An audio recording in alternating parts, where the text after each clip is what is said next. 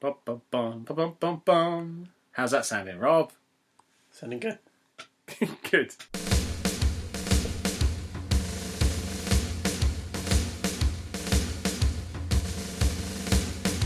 What the hell are you asked? We're asked about podcasts as you scroll past. Did you click the Lolacost?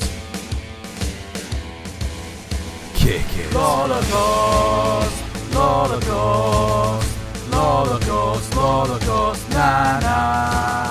Lolacost. We play Lolacost. Destiny. Lolacost, Lolacost, na na. Lolacost. Lolacost. We are the Lolacost. The Lolacost. We're all going to the moon. Dinklage. Can I introduce you please to our exotics and legendaries? Arms Way, Badger, Suros, Rapier. Suros! Lolacost, Lolacost, Lolacost, Lolacost, na na. Lolacost, Lolacost, Lolacost, Lolacost, na na.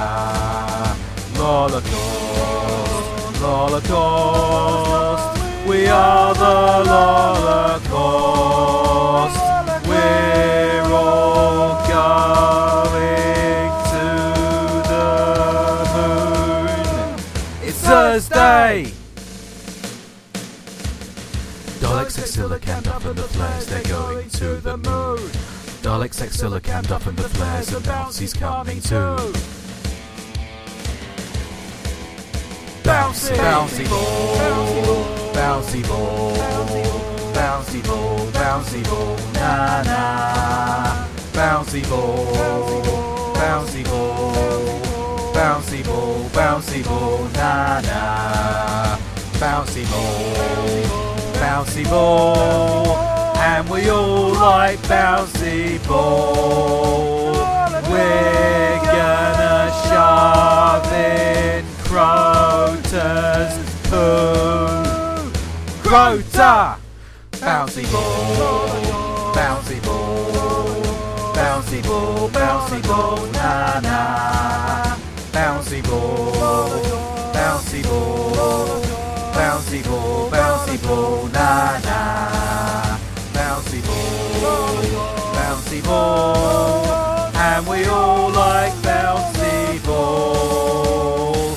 We're all going to the moon. Lolacost, Lolacost, Lolacost, Lolacost, na na. Lolacost, Lolacost, Lolacost, Lolacost, na na. Lolacost, Lolacost. We are the Lolacost. We're all going to the moon. Dinklage! Don't hear enough Fat Les these days. You don't, actually. I thought that the other day. Which one was on the radio? Oh, no, I heard Jerusalem on the radio, on Classic FM. Oh, okay. And he did a version of Jerusalem for, I want to say, the World Cup in 2002. Right. But it basically was just Jerusalem, but Yeah. more shouty. Anyway, that's good. Hello, everybody. Hello. Bouncy and Rob again, as normal. Don't know why I'm really pointing out. Again? Yeah. I mean, that might change at some point. It might. You never know. You might be killed. Wow, who knows? Or you might just go missing and get imprisoned by Neil Patrick Harris. Maybe. You never know. You never know. But it was quite up, really, that Dalek should do that song, because what have I given you as a 10th episode birthday present? 2 Destiny lithographs is the correct term, isn't That's it? what they call them. Yeah. Prints. Prints, yeah, basically prints. Art prints from Yeah. the Destiny concept art. And we so- took a photo and we put it on Twitter. We So have. if you follow us, you should have already seen that by now. He did look very happy. So that's all good. And I've got, sitting here, shock of shocks, Xavi actually delivered something. Ah, This is the first thing I've ordered from Zavi that's actually arrived without any incident. without the company being taken over by someone else and folded. Yeah. So we talked a couple of episodes ago, I think it was now, maybe 3 episodes ago, about how they'd sent me a voucher code for a very odd amount. And I'd spotted that they had the limited edition of Destiny quite cheap. It was about 40 quid, I think, as it was. So using the voucher code, I've got it, and then traded my copy of Destiny in, and I got it for about 20 quid. So That's I've now a got very the good deal. limited edition, which you've had a little thumb A little through. prod around with, yep. It's quite nice. There's nothing in there that doesn't need to be there. No. No stupid little things that you're never going to use. Like I always liked... I got the Halo Wars limited edition that came with that kind of rubber mat thing. It was supposed to be like a military insignia badge, but it was printed on really thick rubber. Right. So it was then more like a coaster. But it was called bobbly, so it wasn't really a coaster. Exactly, because you just get bacteria in there. So you were supposed to attach it, but it was... I mean, I suppose maybe military patches in space are big, thick, rubbery things. Maybe. I don't know. Maybe it's very accurate. But I didn't like that. Whereas I've got here, look, if I show you these ones, I've got the BSAA, which is the organisation Chris Redfield belongs to in Resident Evil 5, maybe 6 as well. But I got that and a couple of other ones. Where are they? Here they are. So you've got, that's a free bottle of Coke. So yeah, La Vita, Dolce Vita Nuova, whatever it's called. Then I've got this one, which is the DSO that Leon Kennedy belongs to. There's something else. They came with a limited edition Resident Evil 6. Oh, of course, that must be Resident Evil 6. Yep. Resident Evil 6 Player's Guide. Huh.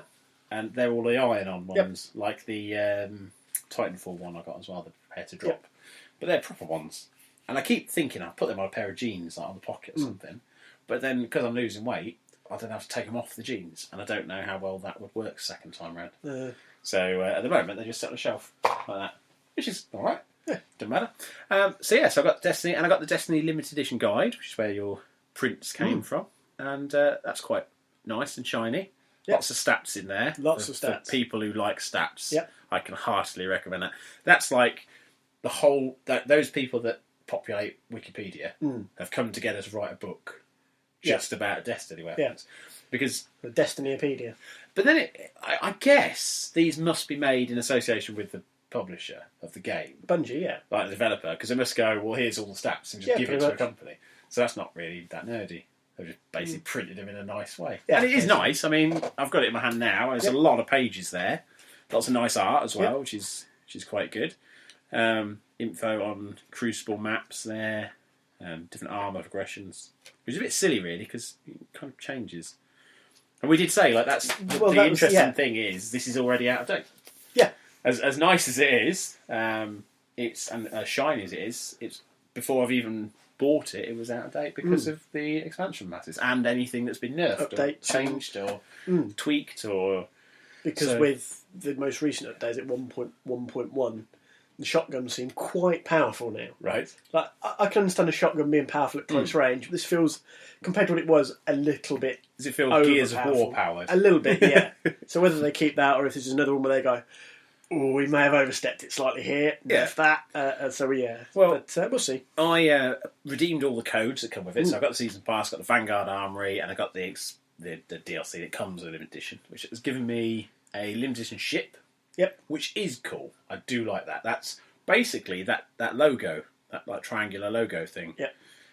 It's that, but blue and spiky, which is quite cool. And my Dinklage bot is burgundy. Yeah. Oh, of course, you get limited edition, the skins for the ghost. But it gave me 2 of those in the same colour. Yeah.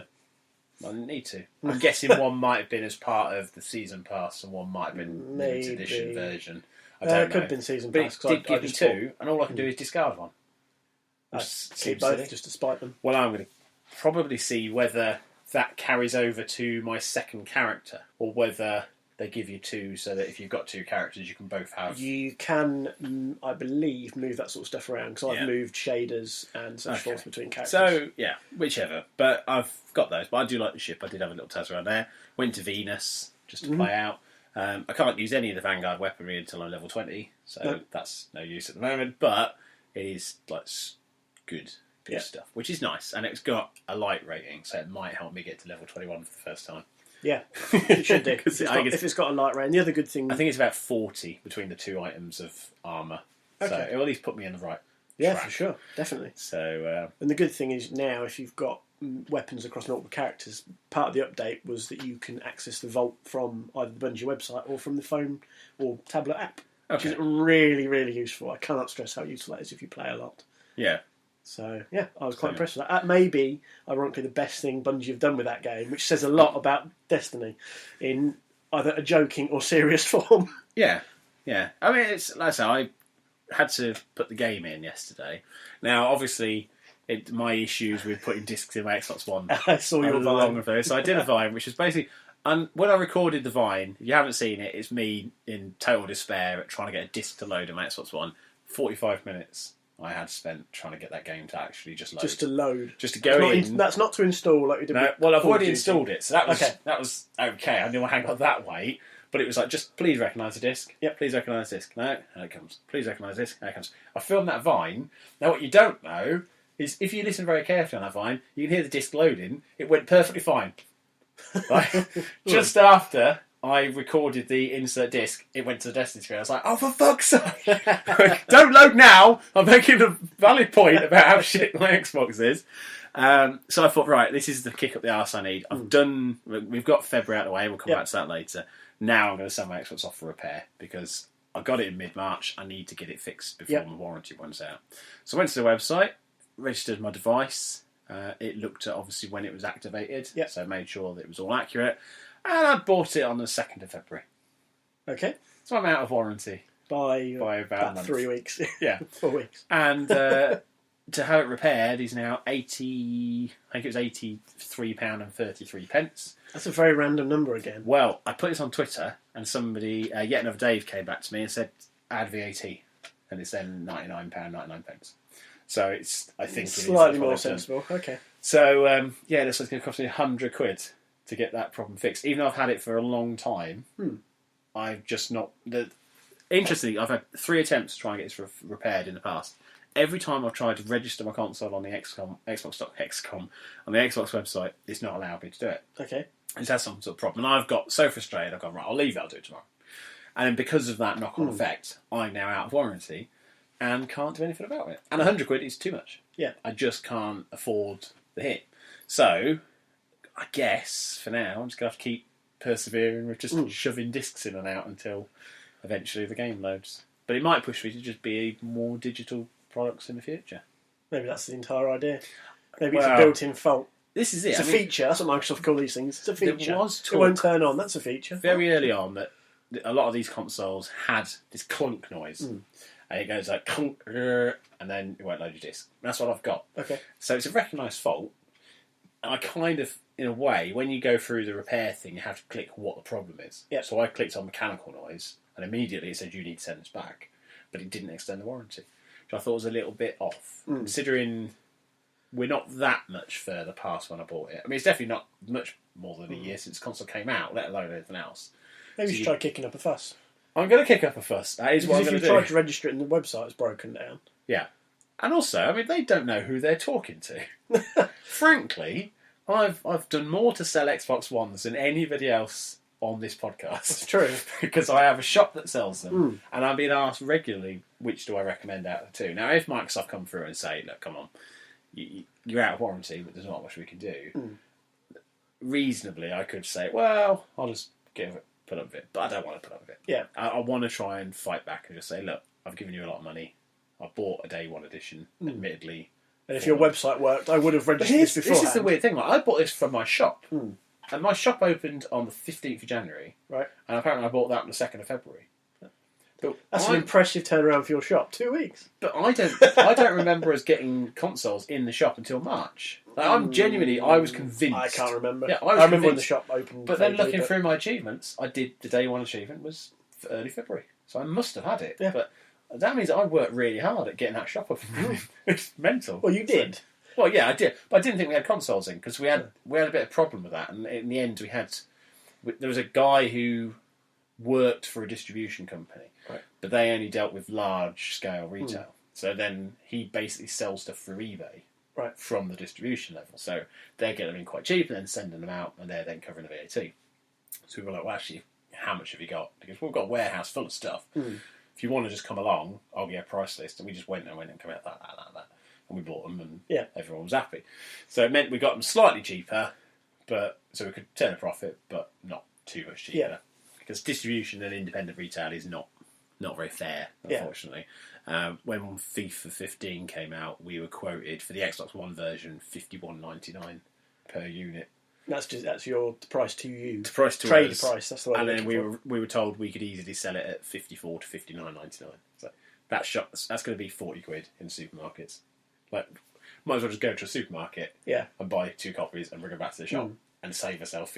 It's the same principle as talking to the chap who runs the CD shop a few doors down from you. Yeah. He doesn't tend to get many new releases in just because he freely admit he can't compete with Tesco's. No. So it's not worth his time. He'll go for the classic stuff because there's a market for it. Exactly. And it is just so annoying. So I'm now stuck with a broken Xbox. So I put it like that. Put Destiny on eventually. Tried it out. Had a little run around. I will play it a bit more. I've joined the clan, or I've asked to join. I don't know if anybody's approved me yet. I haven't even looked. I don't even know in game whether you can look in game. When you're in orbit under your gamer tag, it will show the clan. We are the other course. Oh, okay. I'll have a look. So did you send a clan request or just join to follow as a member? It's a bit confusing. I think I sent clan request. Okay, we'll have a look before you go, and I'll show you, and then you'll be able to tell me if it's there. So I've been playing that. You've been Destinying a little bit, yeah. It's just the thing. Like if you get to a point where it's a game that you play socially, it's always going to be there. It's like you've got Football Manager on there as well, which you were playing right before we recorded. I was. Like some games just do sit there. But interestingly, you've not got tapped out on your running order, and neither have I. Is that just because we've now just accept the fact it's there? To be honest, that's what I just assumed. But this event isn't as hardcore. I'm quite liking the fact that I'm not feeling pressure to go in. No, I'm actually enjoying it more and wanting to go in more. Yeah. Strangely. I don't know why. As you said, we discussed this before with the Christmas one. You found the website. It basically said you need to have this many elves fired out of the cannon by this point to have a chance of reaching the top prizes. Yeah. Now, it's probably the same with this, if we're honest. But because I don't feel that ridiculous pressure to have to fire a cannon every so many hours, I kind of actually... No, I just actually want to go in and try and get this. Yeah. I want... And as we discussed, was it last week's episode? We kind of like this theme. Yeah. We both want to unlock Dr. Colossus. Well, this is it. I looked into, because we were talking about the Clownface, where he was from. He was from one of the episodes they were looking at old Batman villains. It was, right. It was there. So it was like they had Adam West Batman and Clownface. Clownface was one. We wondered if it was an old radioactive man. Yeah. So, because on that Tapped Out website, Tapped Out Addicts, they do have a thing of where the hell is that from, which is really useful. If you play the game, you're not a massive Simpsons fan, it's great, because they will show you, if there's something very obscure, they'll go, oh, okay, where did this character come from? So, like... The Halloween ones especially, whether it's just one short story. Exactly, or it might even have just been some background passing reference to something else, and they'll go in and they'll show you a clip from the show, or they'll have details, and I quite like that. It's a good thing. So that's how I found that out, so credit to them on that one. But I'm quite liking it. It always feels there's something to do, but then the mission structure's quite easygoing. There's no constant urgency. There's no sending kids on trick-or-treating every bloody 4 hours. Instead, it's kind of you go in, and when you get to the next stage, there's a little bit of a mission. I mean, we've talked before about how new content seems to have a small amount of content attached to it. They can do, yeah, certainly. But with this, it doesn't matter, because there's a big wraparound overarching thing to do. So there's plenty to tap on, which is the centre of the game. But at the same time, you don't get the next part of the comic book story until you unlock the next bit, which is a good way of pushing you to progress. But also, everything you can unlock is desirable. Like, with the Family Guy episode, that's just finished the Valentine's stuff. Yeah. And a lot of stuff you could unlock was love heart-shaped jacuzzis or a love bar. It was like, I don't want all that stuff in my town. Don't really care. The amount of stuff in Tapped Out I've got, which is Easter or Whacking Day or Valentine's, and it just sits there as like themed stuff that doesn't... It's not in keeping with the rest of the town the rest of the time. Whereas all this content, it kind of like... Well, it's superhero and it's comic book, and they'll sit in there nicely. It's not normal town stuff, but it's all stuff that'll add. And Dr. Colossus being a character is quite exciting, because especially if he could team up with Hank Scorpio, if you've got him. Oh, I have. Just like imagine I think that's one of the few premium items I've unlocked with my donuts. In fact, that was the first one. Yeah. Well, no, the first one I did intentionally. Yeah. I accidentally unlocked Raven Bart during the Halloween once, and I got really annoyed because this was before I changed my settings to go, are you sure you want to spend your donuts? Yes. You should click which really should be the default option, shouldn't it, to be honest. One thing that has frustrated me slightly with it, though, is fighting the felons. Because at the moment, I've only got 2 characters capable of fighting the felons, and it's kind of frustrating because I've got more and more felons building up over time. Yeah. It's like, I would appreciate an extra character or 2 who could help. I mean, even just You can unlock Millhouse Spider as Pig. Fallout Boy. Well, he's already got the Fallout Boy costume, and though, so I assumed that would happen. But and who else? I mean, you could have. I often find myself thinking, well, hang on, all this is going on, but Fat Tony's not doing anything. Why can't the police go after it? Why can't me as the Skyfinger do something to the felons? Even if it's just tap on them once and pause them for a bit. So there are a couple of bits where they could probably tweak it, but then we don't know that because the last section is completely secret at the moment. So we don't know what's coming in there. So it could be we'll get Radioactive Man, which is a bit of talk that he's going to come back because obviously he was killed at the start of the storyline. Yeah, and it would make sense if you've got Fallout Boy to have Radioactive Man come back, and then obviously he'd be able to fight the felons. Yeah. There was also a rumour, and it is just a rumour. I don't think it's going to come to pass that Adam West Batman was going to make an appearance as well. You mentioned that before, yeah. I would kind of prefer it not to, but it's it would make sense given the combat with the general criminals where you tap on them and that stuff. It all seems to have this. The other thing is, and this is what we've mentioned before, the difference between Family Guy and Tapped Out is you don't get those celebrity character references. No, so you don't get the Terminator and Bruce Willis from Die Hard, John McClane. Yeah, you get those in the Family Guy game, but you haven't seen anything like that in Tapped Out. No. Not even close, really. And I think a lot of the time, though, this is because in Family Guy, they are John McClane, or it is Arnold Schwarzenegger. Whereas when, very often in Tapped the Out, leader of the Stonecutters was Patrick Stewart. Yeah. And he's very few of those kind of times, though. And that's it. So instead, you tend to get the celebrity-voiced characters as opposed to celebrities who do cameos. Whereas with Family Guy, it's the other way around. You don't tend to get voices. You just get the celebrity. But it's there. But it's nice that it's kind of it's ingoing. I've nearly got the collector. I should get the collector tonight, so I'm quite excited about that. That would be good fun. Far Cry 4 made a little bit more progress with it. Not got massively far. I had a little bit of a run. Got kind of frustrated with a couple of bits. One of them was because I'd just finished a mission. Was toddling off to do, I think it was a Karma event. Okay. Did the Karma event. Was climbing back up to a point where I wanted to check on my weapons. I think there was a trade point there as well. And it lost connection to the server. Oh. So it got up to the end of the mission. Yeah. So I then luckily I found the Karma mission again. I hadn't lost a huge amount, but I was in that kind of mood that night. It just frustrated me. And that's the thing that 'cause the whole time I played Far Cry 4, I played offline. See, I wanted to play online to try and have a bit of co-op with someone if there is anybody on 360 who wants to. Because my connection's poor anyway, I just thought, stay offline. I'm going to reduce the risk of anything frustrating me. And as a result, I've accidentally finished it. Again, another one. Well, Far Cry 4's a big game. I mean, you've started to see the map now starting to unfold. And it is extensive, I cleared the bridge to the north, and I think I did a mission. It then said end of Act 2. I was like, oh, well, most things have got acts. I've only got 3. I might as well carry on with the story now. And I went through it, and I absolutely thoroughly enjoyed it. Talked to a guy who I got the game from. He's lent me it, and we picked completely different paths. Yeah. It was very interesting. And we touched on it last week, didn't we? Yeah, so. And the only thing that we both did is we both basically did something that was totally out of character for both of us, which I won't talk about until you've finished the game, and then we can talk about it a little bit on there as a spoiler, everyone. But I'm very much enjoying it. The wildlife is good. Yep. Honey badgers can still fuck right off. Damn right, I'm with you there. Let's see if I can show you. Agree with you entirely. Honey badgers. They must be the most indestructible animals in the world. They really are. I know. Robocop's gun couldn't stop one of those. I had arrows and Robocop's gun, and it kept on coming. And the arrows stick in the honey badger, and they'll just run around like a porcupine. In the end, I just had to keep popping med packs and kicking it in the face until it packed in. So, in my hand here, I've got Keanu Reeves. Super Fight. This is a Super Fight deck that came with Loot Crate. Right. This is made by the people that publish the Walking Dead comics. Okay. Skybound. Yep. So it's basically a bit like Cards Against Humanity, Yep, as you can tell I from the can design. see, yep. But instead of it being swear words, you come up with a super fight. Okay. So Sandy Cheeks being the character from SpongeBob. Yep. Wearing a bubble wrap suit Yep. and swinging a 2-ton tuna versus Keanu Reeves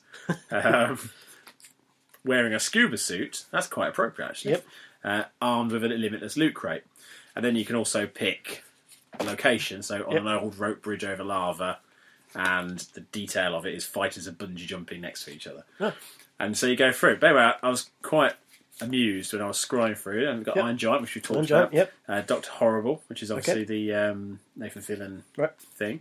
Honey Badger, though. I was like, any fight, that's going to be Honey like the Badger supercar. KO. Straight away, it's like, flawless victory. no, there's not a fight to be had there. It's just the Honey Badger will win. Doesn't need weapons. Yeah. You could be armed with a bazooka, and that Honey Badger is still going to come. They are bloody annoying, but it's hilarious. There's a mission when you do the fashion missions. I don't know if you've had any or I haven't spotted any started of those those. ones yet. But one of them is to hunt a honey badger, and it goes, "Are you sure?" You go, "Yes." You go, "Really?" I think you have to say yes about 9 times. It just goes, "You look, we're distancing ourselves from you if you go ahead."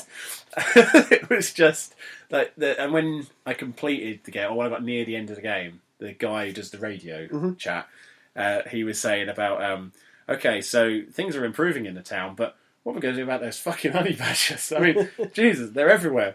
And it's great that the game has really taken that on board and said, honey badgers are just annoying. Let's make them the worst thing in the game. And Robbie Roo, who listens to the show, good old guy as well, he went to the zoo with his kids. Okay. And most of Twitter was, seen it, shot it, hunt it, skinned it, shot it, killed me, honey badger. Ah! So had to respond back with that one. Couldn't leave it. But so I really enjoyed it. I'm enjoying it so far. I just say I kind of hit a point on that evening where it's just like, frustrating enough with honey badgers and disconnects. So this is it. I mean, it's a very good game. I'm going to go back and try and 100% as well. Because interestingly, it's 100% the achievements. You don't have 100% the game. Right. Which is quite unusual. If you go into your progress, there's like these little things that will grey out. Yep. So you'll get to a certain point, you'll unlock an item.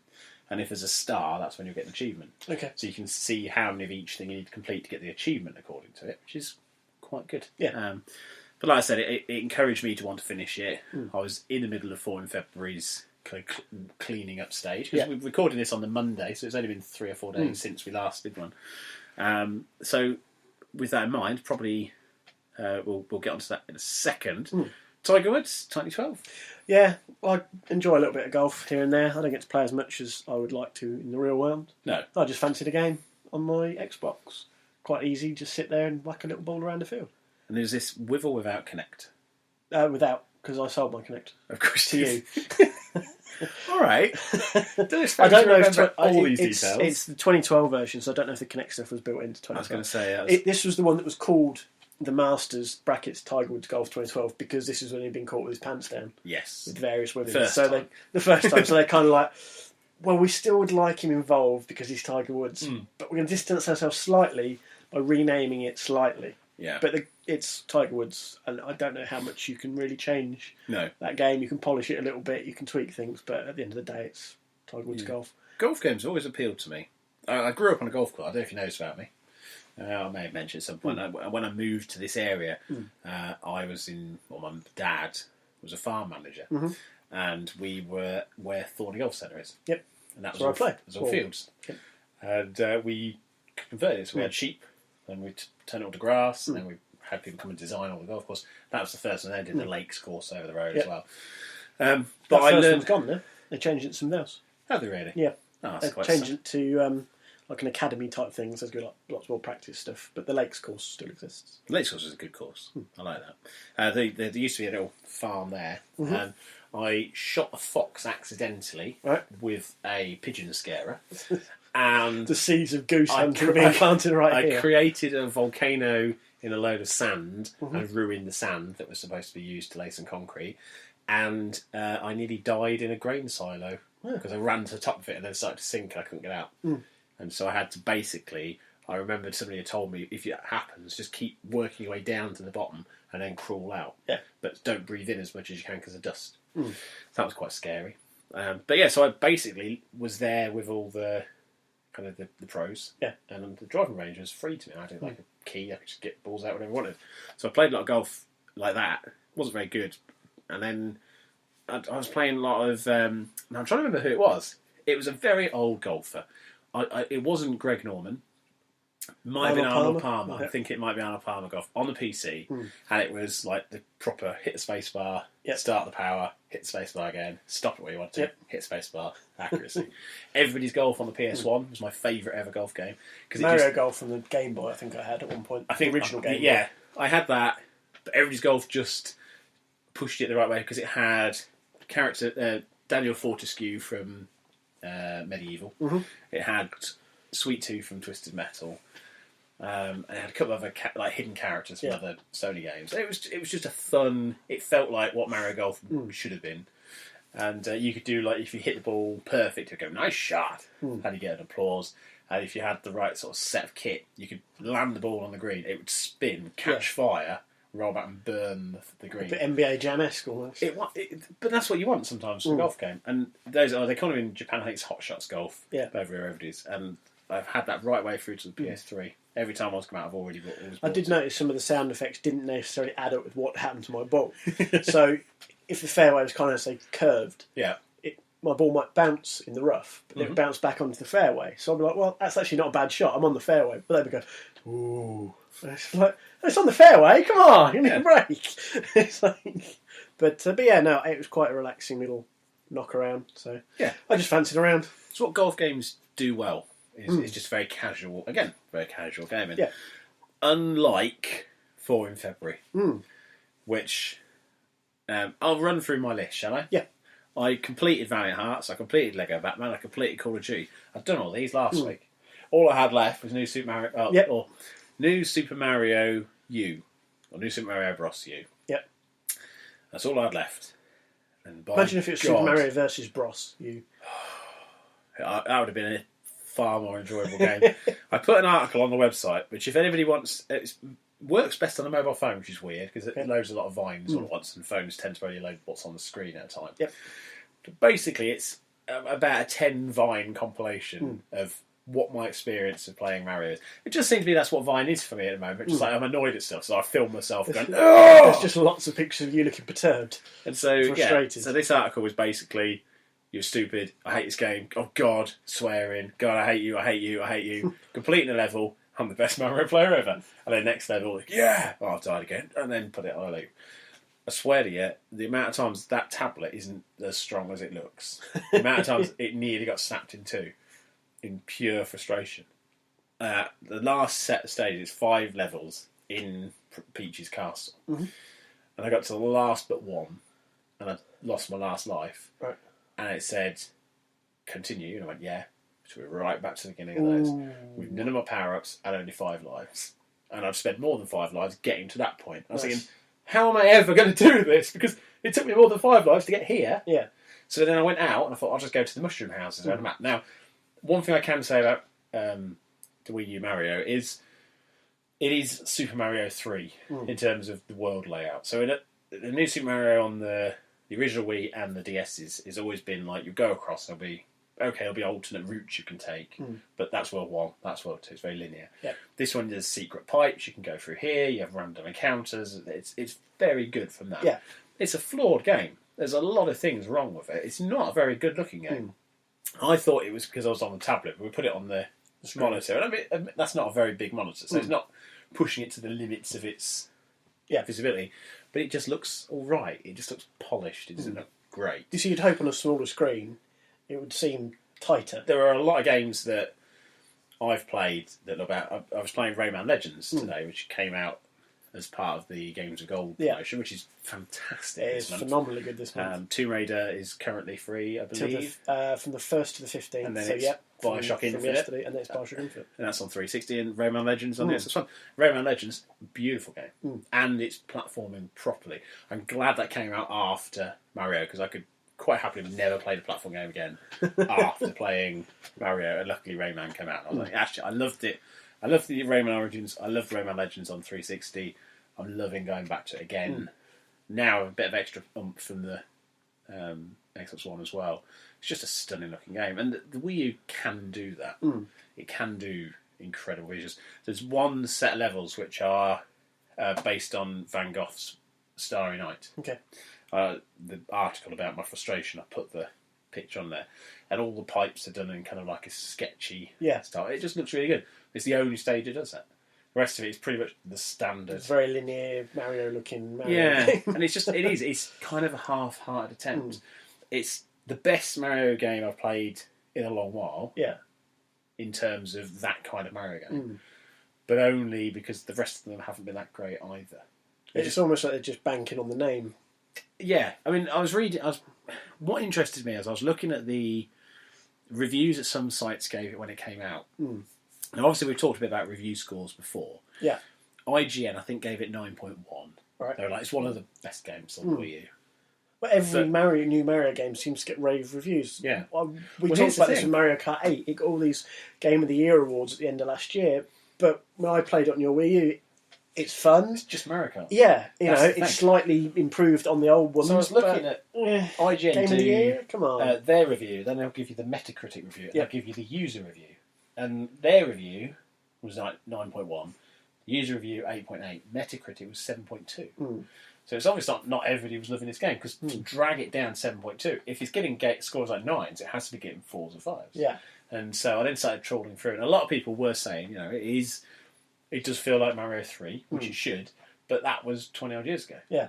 Like, it should feel more of a step forward. It shouldn't just feel like, here's a HD version of a 20-year-old game. It should be, here's a new version. This is Nintendo's cutting-edge console. Yeah.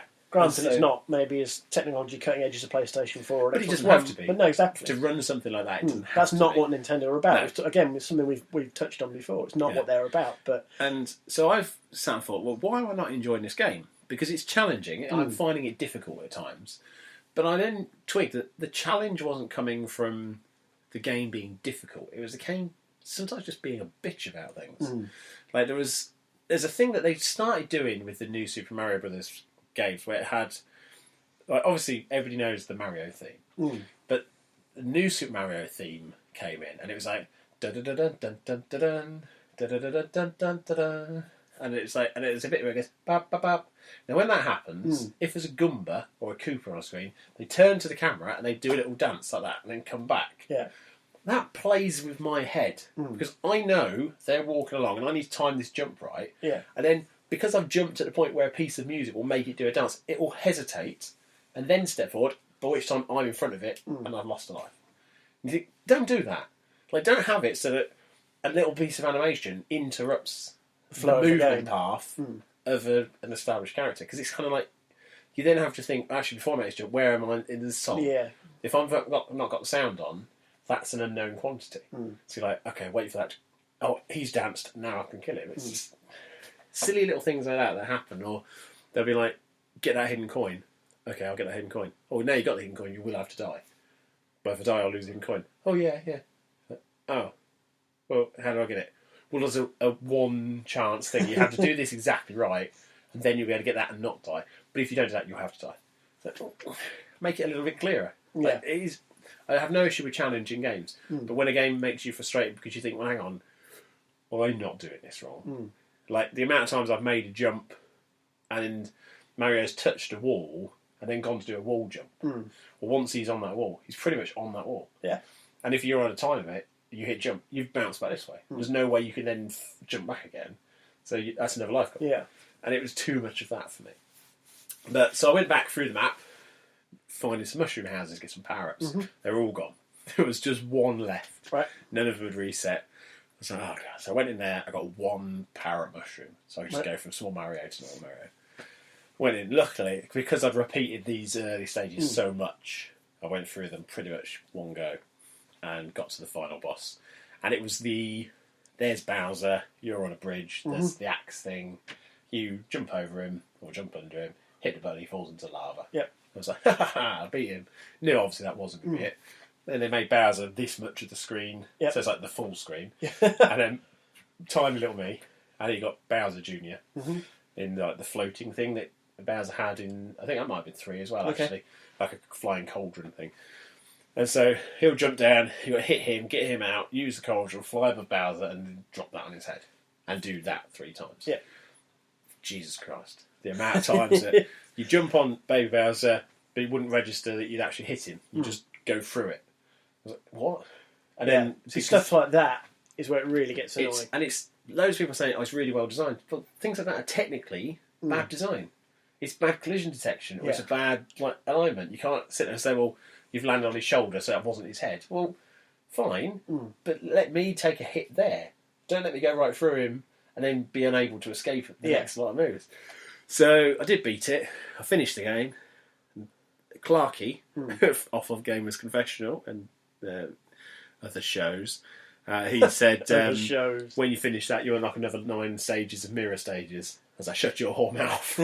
I couldn't contain myself. I was like, if this happens, I will throw the Wii U out the window. But do you know what? Afterwards, I was glad I did it, because I wouldn't have gone back to that game. It wasn't enjoyable enough to keep me going. Yeah. My kids were saying, oh, what else can you do? I said, well, if you collect all the coins, you get a Star World level you can do, or Rainbow Road, or whatever it is. I said, we'll do that. We'll go back and we'll do it all, but not on a time limit. And what was getting to me, I finished it on the last day. Yeah. That I would have access to the Wii U. I think the last day was a Saturday, wasn't it? Yesterday was the first. We recorded on the Monday. So. Yeah. So it was like, I go out mid-afternoon on Saturday, so I had just a Saturday morning. In the end, I had to tell the kids I hadn't finished the game. They were on board. They were rooting me on. They were like, we don't care. Yeah. We don't care. You lied to us for all this time. I spent Friday night in the bath, the other side of that wall, playing it in the bath, and thinking they won't notice. They won't notice. It'll be fine. Have my headphones down there on as well. And it's like, no, I need to just come clean. I need to do this tomorrow. So I did that. But yeah, so I finished 4 in February. And I did Brothers, Tetris Sons and Far Cry 4 accidentally. So I've done 6 in February. Yeah, well done. So how many did you manage? Just the 2. So between us, we've done 8. Yeah. That's 4 in February complete. Ta-da! So that was what, Tomb Raider and Fable 3. Yeah, so. That's good. I mean, the fact is you're picking up games to play. Which is what we talked about in a sense, and I originally set out for it to spur me on to do a couple of games, get them finished, done, dusted. It did with Fable 3, and it has with Tomb Raider. Yeah. So I'm not going to cry over it. No. I've played other stuff. I've started something different in Far Cry 4. Interesting. A lot of people, even Postman Gav, who I said wouldn't deliver, didn't deliver. Surprisingly, Did you put a note through your door at least? No, he sent us a picture of Shaq I saw that. Saying, "Can I have an extra day in exchange for this?" Shaquille O'Neal. I did give everybody until the Monday morning to allow for people who might be in America, because obviously time differences. Yeah, so I thought, well, it's got to be the same for everyone. Yeah. So I allowed that. He still didn't manage it. Shogun Pumba, he listened to the show, good support of the show. He's also struggled through. Didn't enjoy Watch Dogs at all. No, he didn't know. So this is it. It seems like some people have took on the challenge. Yeah. But I don't know whether it's because games at the moment are asking more of us. Maybe that's it. Maybe people haven't thought out their strategy as well as I did. Well, yeah, I mean, mine were arguably more time-consuming. Well, at least one of them was more time-consuming than probably all the rest of ours put together to finish Mass Effect 2 and complete all of 3. Yeah. Is nearly as much time as I say, possibly even the rest of the game put together. I mean, if you and like I say, you're a guy who works, you have things to do. You can't just sit and play a game. No. If you were just at home all the time, you could have done that easy. But the other thing is that you don't necessarily have control of the TV with the Xbox on it because it's not SpongeBob SquarePants. Therefore, it's going to end in tears. Not mine. So what you should have done is played a SpongeBob SquarePants game. I should have played a SpongeBob SquarePants. And then given Annabelle the second controller without the batteries in it. Exactly. She thinks she's Patrick. Yeah, and that could have been quite... parenting level 7. Maybe that's something for the future to look at. Yeah. But good. No, I'm glad that people got on board. Yes. It's interesting. A lot of other websites didn't do it this year. It just seemed like because there wasn't a big trend on Twitter for it, a lot of people just went, I didn't realise that. I know Kevin Steve had forgotten. Yeah. It's my first proper one doing it. Yeah. So obviously I can be more strategic with what I choose next year. But the idea behind it, as we discussed from when it started, is to try and get you playing things which may have fallen by the wayside. Yeah. Or you've not finished for whatever stupid reason. No. Well, I've tidied one of those up now in Fable and I've driven on to the end of another one. And you've played Tomb Raider, which you've really enjoyed. I have. And that's the best bit. It's like, with me, I can't say I enjoyed Mario U. Yeah. Right. Okay, I finished it. It's some sense of achievement, but I didn't get an achievement for it. Yeah. I got nothing for it. And that's the other thing with the Nintendo console I find discouraging. So if I finish a game on the 360 or an Xbox One, I'm going to get an achievement. If I get it on the PlayStation, I'll get a trophy. You'll get a trophy. And this is just like, no, you finished Well done. it. Oh, They've got thanks. that very old style attitude to a lot of things on Nintendo. Oh, I mean, It's the don't get me wrong, self-satisfaction of doing it. but that's the point. That game wasn't satisfying, and a lot of their games are open-ended. So Mario, you never really finish Mario. No. Like you might unlock everything, but you keep playing. And I do always think that I work better to a challenge or a reward. So, and that's the same in work. Like if I don't get someone say thank you very much for doing a good job there, I generally think I haven't done a good job. Well, I'm a bit the same. So Yeah. So if I get an achievement saying 100 points, congratulations, I'm like yes, I did it right, and I like that. But from mine, I mean, I finished Lego Batman, which was something I should have done sooner. Yeah. But more importantly, I kind of went through Call of Duty, which is one of those games that I should have played a lot sooner. I should have played when it came out and finished it then. And I kind of put it off too long.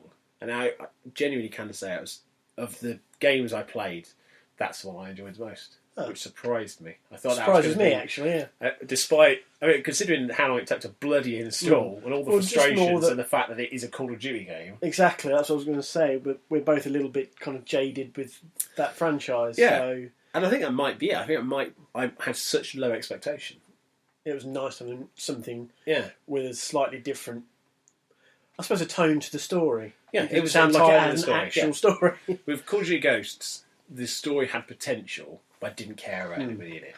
And interesting as well, and I didn't really touch on it when I talked about Advanced Warfare. Didn't even mention the guy's got a prosthetic arm.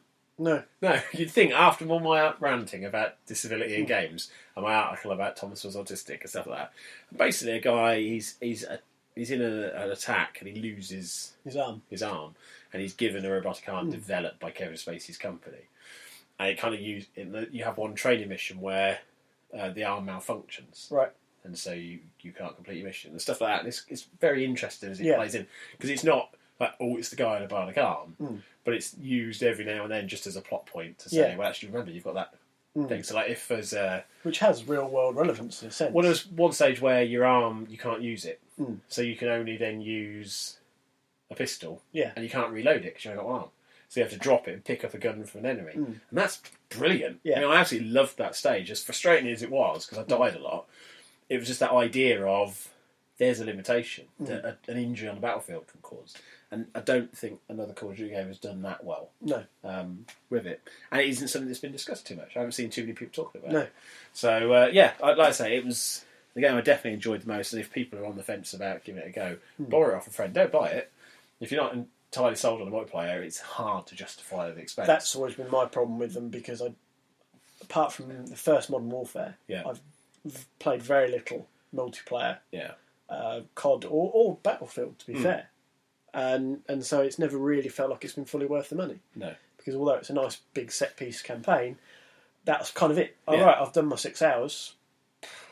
Open the next game. Yeah, exactly. And that's it. So this was ideal for me because it was a short game that fitted in well with what we've had. But at the same time, I just surprised myself by enjoying it. Right. I think now I'm going to talk to you a little bit about something that's very exciting for me. I love VR. Yep. We talked about this at Eurogamer when we went down about how much I love Oculus Rift. Yes, we talked about that in the first or second episode. Yeah. I just like the idea. Because in the 90s, growing up, I watched Red Dwarf. Yep. And they had the Better Than Life style episodes. I think there was a couple of those, weren't there? There's at least one. Yeah. And it was just this idea that in the future of Red Dwarf, there was a virtual reality system that could make you feel like you were living another life. Yeah. And at that time, young kids who were listening to this don't have any idea what it's like. Virtual reality was kind of a thing. Games Master had the virtuality headset as part of that's how you visit the Games Master. Virtuality themselves, just to factor in, were basically a ring. I don't know if you've ever had a go at one of these units. I didn't know. They're an absolute travesty in terms of visuals, but they're a joy to play. I went to Games Master Live in about 1993, I think it was. And they had them there. And it's basically a ring you stand in, you put the headset on, and you'd have like these controller things in your hand, and you'd look around, and then you'd interact with stuff. And I think I played one with pterodactyls attacking you. I think that's probably what it was. You punched a pterodactyl in the face, is what you're saying. I think you had to shoot it or just avoid it. I can't really remember too much. I just remember being totally amazed that it was something I'd never experienced before. And it was supposed to be the future game. We had Lawnmower Man, which used virtual reality as a big plot point. You had Johnny Mnemonic, which kind of looked at technology and stuff like that. And it was kind of a big thing. Late 90s, it was like, virtual reality. And it was like, no, Existenz with Jude Law as well, which was also like, what if games were a bit more immersive? And now we're at a point where, we've got Oculus Rift kind of development kits out. You've got Gear VR from Galaxy coming through, which works with mobile phablets. You've got Project Morpheus coming from Sony. You've got the HoloLens, which is admittedly is not VR, it's more AR. Augmented reality, fact fans. But this week, a big surprise. Now, we knew Valve were working on something. But we didn't They're always working on something, though. Well, I don't think anybody expected what has happened. Because firstly, they're partnered with HTC, who, as far as an iPhone owner, let's see if I do my drawer here. Let's do, I'll see if my old phone's in here. Because I have a lot of old dead phones kicking about. I don't tend to keep phones very long. No, I can't see it now. But the best phone I've ever owned is a HTC. I had a HTC HD too. Great. Yeah, we skinned it with a Fallout layout. It was just a real... Everything... It was kind of why people have arguments for an Apple device. Everything on there was there for a purpose. It was good for music, because it had the Beats stuff built into it. It was really good for just making phone calls. The camera was okay, although I have an issue with those. But it was just a good quality phone. So I like them as a company. And so for them to partner with Valve seemed a bit of a surprise, because they could have worked with NVIDIA or some graphic design company. Instead, they went with a mobile company. And it was like, oh, that's good. It's called the Vive, or Vive, or I'm guessing Vive. As I haven't been able to find anybody talking about it when they've said the name that is somebody official. It's just a trailer. So we'll say Vive for... until it's actually on stage. It's rumoured they're going to start showing us off at GDC, which is kicking off very shortly. You've also got PAX East as well, going off next week, I believe it is. So a couple of people are going to be showing it off there. But essentially, the big excitement is Oculus Rift works by a camera looking at the headset as much as anything. So that knows where you are. This one's got cameras on it looking out. And what they were saying is you could put QR codes around a room and it would map out the entire room. So in the game, your room would be represented. So you could potentially throw a ball against a wall in the game in real life. And you could throw it and you'd see it bounce off the wall that's there. I get quite excited by when Kinect was first announced. I got very, very excited about technology and what it could be. And we talked about this on the Kinect versus Kinect argument. This, even though it's at the moment it's not happening, well, it is happening, but it's not out there. Because we're very excited, because outward-facing cameras is the way to do head tracking perfectly if you can find a way of mapping out an area. Now, if you're sat at a desk, very easy, because you just put a few things around you. And they said they're going to have 2 hand-based control methods. So a lot of people are guessing it's going to be gloves. You would assume as much. It would make more sense. It would be more immersive. But the biggest surprise was it's going to be on sale this year. I saw that in your notes. Which, normally, when somebody goes, "Oh, we've been working on this," I mean, let's be honest, the Steam machines, I announce those, they're only kind of just out, and that was a good couple of years before they really came through. And that's just a Steam verified piece of tech. This is something that obviously must have been in development for a while, and the dev kits are only going out in spring, but the final one's going out in December. Which is very exciting. It's a quick turnaround. Very quick turnaround. Well, even oh god, I forgot its name now. Oculus Rift. That's on development kit version 2. That's now out to buy properly, and probably won't be out for a while. Obviously, Facebook are involved in that, and when that will come through. But yeah, it's quite a turnaround. The only downside I can think to it is how many games would support it, because that's not going to be a cheap piece of kit. No. And that, I think, is something that the virtuality machines had, because the idea was they'd have one in every bar. So you'd go and you'd play a virtual, but the units were so expensive that the company went under. Well, say a decent quality set of headphones plus a decent quality set of 3D glasses. I mean, you're looking there for 300 quid. Easily, yeah. So you're going to be looking at a minimum of that for this unit. Okay, people who are massively into PC gaming, that they don't mind that sort of expense. I mean, I know people who spent 300 quid on just a graphics card. Yeah, but you need to have the games to back that up. Yeah. And that was the thing, when we started the podcast, I said we talked about Oculus Rift and things, and one of the guys I worked with had a little listen, and that was one of the points that stuck out to him. We got talking about that, and it was sort of like, how much is it going to cost? Yeah. How is it going to kind of work specifically? Because he, like you, wears glasses. It's like, is it going to sit comfortably over? Is it going to be really garish and right in my, And the other thing was, are you actually going to have some decent games to play on it? Yeah. Because again, this is what we touched on originally. You really need to have titles made specifically for this technology. You can't just port over some cheap Gears of War knockoff. Yeah. It's got to be a proper... If you're going to do a Gears of War for VR, it's got to be a proper Gears of War VR. Yeah, and this is it. I mean, but then there's the other counter argument, which is people don't want their franchises converted. So you look at Fable Connect. If you'd have done Fable with Connect, it wouldn't have worked. Yeah. But then when they made Fable work with Connect, people were like, well, that's not Fable anymore. Yeah. That's the issue, is how do you get those IPs in?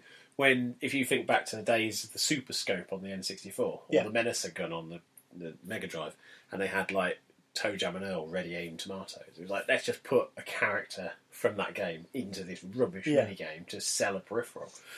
But this is the thing. There's no Duck Hunt. No. And they did say the first game that's been announced for Vive is Job Simulator, where it's just a person seemingly at a desk juggling a tomato or something. But again, it's the games I've played on Oculus Rift I enjoyed because they allowed me to go into a world. So games like Montague's Mount, where it was exploratory.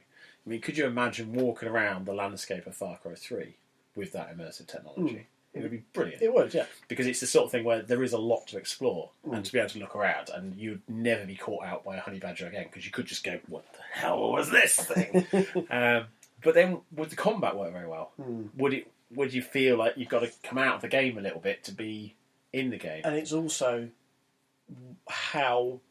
what you need to be able to run that. Because obviously to have a fully immersive environment like that, it's probably going to take more tech than your average console. So again, it comes back to how powerful, or even a combination of the two. If you're going to end up having to pay several £100 for the box, plus £60-70 for the game, and they're only, they're Far Cry style, but they're a fraction of the size of Far Cry on the console. You get a 6-hour game instead of a 30-hour game. That changes people's perceptions to... It does. Hey, it's cool, but I'm not going to buy one. No. But either way, it's technology that I get excited about, and I will be interested whether they do manage to get out this year, B, how that affects all the other companies who are working on this, because now a first company has actually come out and said that's when ours is coming out. So our Sony now going to go, trying to strike it. Because before, they've given everybody a chance before E3 to make some announcement now. It's always like Steam who have gone, we can do it. Ha-ha! Straight on our glasses, straight on our tie. Over to you, Orpheus. But the other thing with that is, was it the 360 that came out before the PlayStation 3? Yes. They kind of got the drop on Sony a bit there, and maybe got a bit of a foothold in that generation. It'll be It panned out towards the end. Well, Steam sometimes getting are PC gaming. That's the thing. I mean, somebody was talking to me the other day and said they'd never used Steam as a website or as a kind of hub, but they play a lot of PC games. I was like, what the hell do you play? Yeah. I was like, just stuff on from good old games. I was like, okay. What's this? So you just emulating old games. So I don't really play many new games. Is it because I can't really tend to find them in shops anymore? Yeah. Because they're all on Steam. Yeah. Or Origin or Uplay or whatever. So it surprised me. But from that, they are at a point where if they could give these kits, the dev kits, to indie developers and just say, look, have one, make some games for it, they could do it affordably. And if the games are affordable, you then might think, well, actually, the hardware's justifiable because PC gaming as a general is cheaper. Yeah. The hardware is always the expensive part. Especially if you've got Steam on your side. Yeah, whereas with consoles, your console is obviously, don't get me wrong, it is expensive, but in comparison to a good PC, there's no money there at all. Yeah. and then your games are a little bit more expensive because that's where they're making their money. That's the trade-off. Yeah. So it could be that you'll get £3 games for the Vive, which would be small little experiences, and that's what they seem to be pushing in the trailer. Was experience this or experience that, and that's what VR does well. It's not for a 6-hour campaign or sitting down and playing a lot of multiplayer. It's for going in and doing something you've not done in a game before, but with that extra immersion. Yeah. And that's maybe that's why I get more excited, because they're the sort of games I love. So to be able to do that, like I said, Montague's Mount was just great because it. I remember playing it, and I'd seen Hock play it a couple of days previous, and he had to stand up. Yeah, I remember you telling me. Yeah, and it was just things like that. They're just kind of. That's why it's working. If it's done right, it can be fantastic. It's just when I don't want it to be. I don't want to play Call of Duty like that. Yeah. I want to be able to go around the world like Far Cry without the human combat. I'd rather just walk in an area where there are animals, where I can try to trap or hunt or whatever. Almost like a Bear Grylls game. Yeah, that'd be pretty much it. Right. Trademarking that, by the way. Okay. Bear Grylls the game. Yep. What is the Bear Grylls minimum? 1 Bear Grylls. Oh. There we go. That's not going to catch on, I can tell you that. Let's go to Mark. It will be if there's some Ray Mears DLC. The Tears of the Mears. The Tears of Mears DLC. Mears of the Clown. Right. Let's go to Mark anyway, as I was saying before. He's going to talk about some game stuff. I think IP and sequels. That's what he told me in the early text. Oh. If there's subsequent audio we drop in after this is slightly different, that's because he changed his mind at the last minute, and it's nothing to do with us. We distance ourselves from any possible change in format. We'll see you after this. Go! Gotta keep this up. I'm on my game today. It's not over. Ready for more? Hello again, listeners. Mark, Xbox Live Silicam, and welcome back, as always, to Mark's Minute. This week's topic, new IPs. So for those of you who don't know what an IP is, it's an intellectual property, or a lot of people would call it a franchise, like a game franchise. Call of Duty, Assassin's Creed, they're franchises. This week I've been thinking about new IPs. With us still being generally quite early in this cycle of consoles, we're getting a lot of new IPs come through. I mean, at the tail end of the last generation, we were getting a lot of sequelitis, if you ask me, and it's great to see some fresh faces and fresh ideas coming through as well.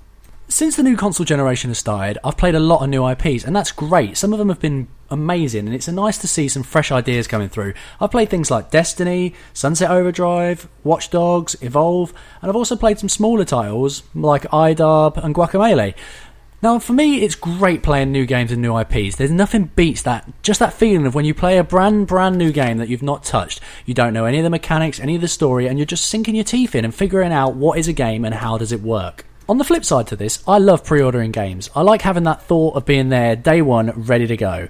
Now, with a new IP, this is always a big gamble as you have no previous game to base your opinion on. So everything you've been using for your purchasing ideas are, online marketing material, previews, opinions from game journalists, that sort of thing. So you're always taking a big gamble that the game's going to hit. So for me, this has had its wins and losses. I mean, I've got games like Watch Dogs, thought was going to be great, new IP, didn't pay out for myself, not a fan of it really.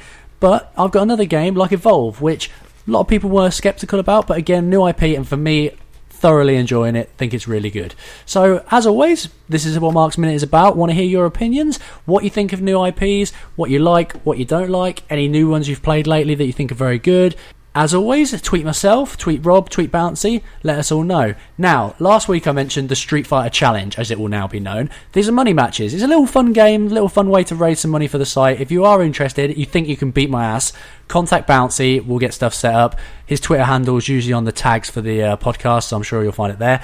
And if you think you've got the chops to beat me, then great. And if sadly you haven't, which I'm thinking is going to be the case, got to be confident, well then there's some money going towards the cast and to helping those guys keeping all the lols in the lollercast. So, I will catch you again next week. Thanks for listening. Now back to those two bearded guys you love who give you podcasts and spend way too much time playing a Simpsons mobile game. And there we go. He may or may not have stuck to what he said he was going to stick to because we haven't had the audio yet. But I'm sure it's very good. Did you listen to last week's? Yes. He put out a challenge. He did. A very bold. Very bold. Some would say arrogant challenge there. He put his money where his mouth is. I'm very good at fighting games. Are you very good at fighting games? And it's very good. If you didn't listen to it, I do say go back and do it. If you don't want to go back because you're that lazy, we'll roughly go over it for you. So he's basically offering like pay to win fights on Yeah. Street Fighter 4. Street Fighter 4. So you basically would PayPal me £3, and he would PayPal me £3. Yep. And then if you win, you get all £6. Yep. And if he wins, then Lola, of course, gets £6 to our funds, which is quite nice of him. And if he's as good as he says he is, then we're going to be rolling in £3 notes. And if he's not, we're going to have to sub him some money. No, well, that's his confidence. He's got to go through. He's put his money where his mouth is. So- you can't fault that. Yeah, so you may have got Street Fighter 4 free with Games of Gold, because a lot of people did. Yep. So if you did do that, you've already got the game. You haven't got to buy the game. You probably just never installed it, or you tried it, didn't really like it. Get on it. Get some practice in. Message him at XBLA Silicam and go through it, and you can win. And that'll be good. 'Cause I like that interaction. I like the fact that he's like, no, don't just tweet me. Fight me. I'll fight you for it. If you don't think this is the best song in the world, I will fight you. Yeah. And so that's good. And I'd like to see some people do it. And also, there's a possibility, I guess, that he could capture the fights for us. Yeah. I haven't asked him. I'll ask him later. But if he could capture the fights, we could see people humiliate him or be humiliated. Yep. Or have that grudging respect where they both get to a tiny amount and they just walk it through Joe, offer a hand of shake, and one of them's going to punch first. Yeah, exactly. Yeah. It's like, who's going to do it? Usually the underhanded one. Yeah. So, fighting games. Street Fighter, not very sexy as fighting games go. Well, they tried. Chun-Li, Yeah. Cammy. They Cammy tried. bless them. was, but then they ruined her by having her played by Kylie Minogue, who looked nothing like her, or sounded nothing like No, her. it's still Kylie Minogue, because they tried. Yeah, they tried. But Dead or Alive, very sexy. Well, yes. I know someone who played it with. They played a 2-player match, put one Xbox original controller down their underwear, played a 2-player round against themselves, and just repeatedly bounced and jumped and punched to use the vibrations to gently wank him off. Yeah. So that's a very sexy game. It's So- known as Tecmo are well known for basically pushing the boundaries of what is acceptable or not acceptable. Well, Team Ninja are quoted on Eurogamer because basically a Dead or Alive 5 tournament site has basically put a soft ban on the overly sexy costumes. Is kind of how they've termed it.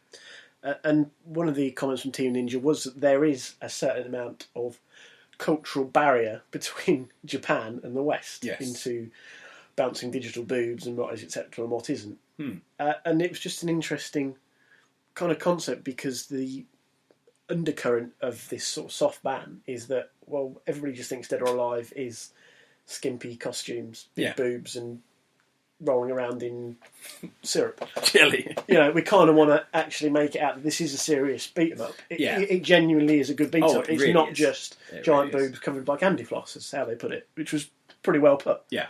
And obviously it also ties into other things like how women can be represented in games, which has also obviously been a big theme within the industry over the last sort of 12 months. Yeah.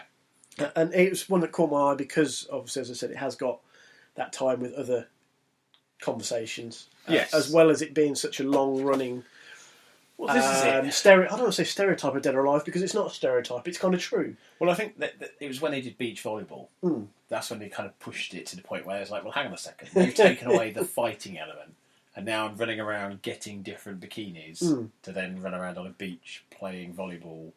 And it was, I mean, even when they did, I think it was Ninja Gaiden 3 on a PS3, there was an option if you shook the 6-axis joystick, the breasts would just jiggle. You wouldn't jump, they'd just move on their own accord.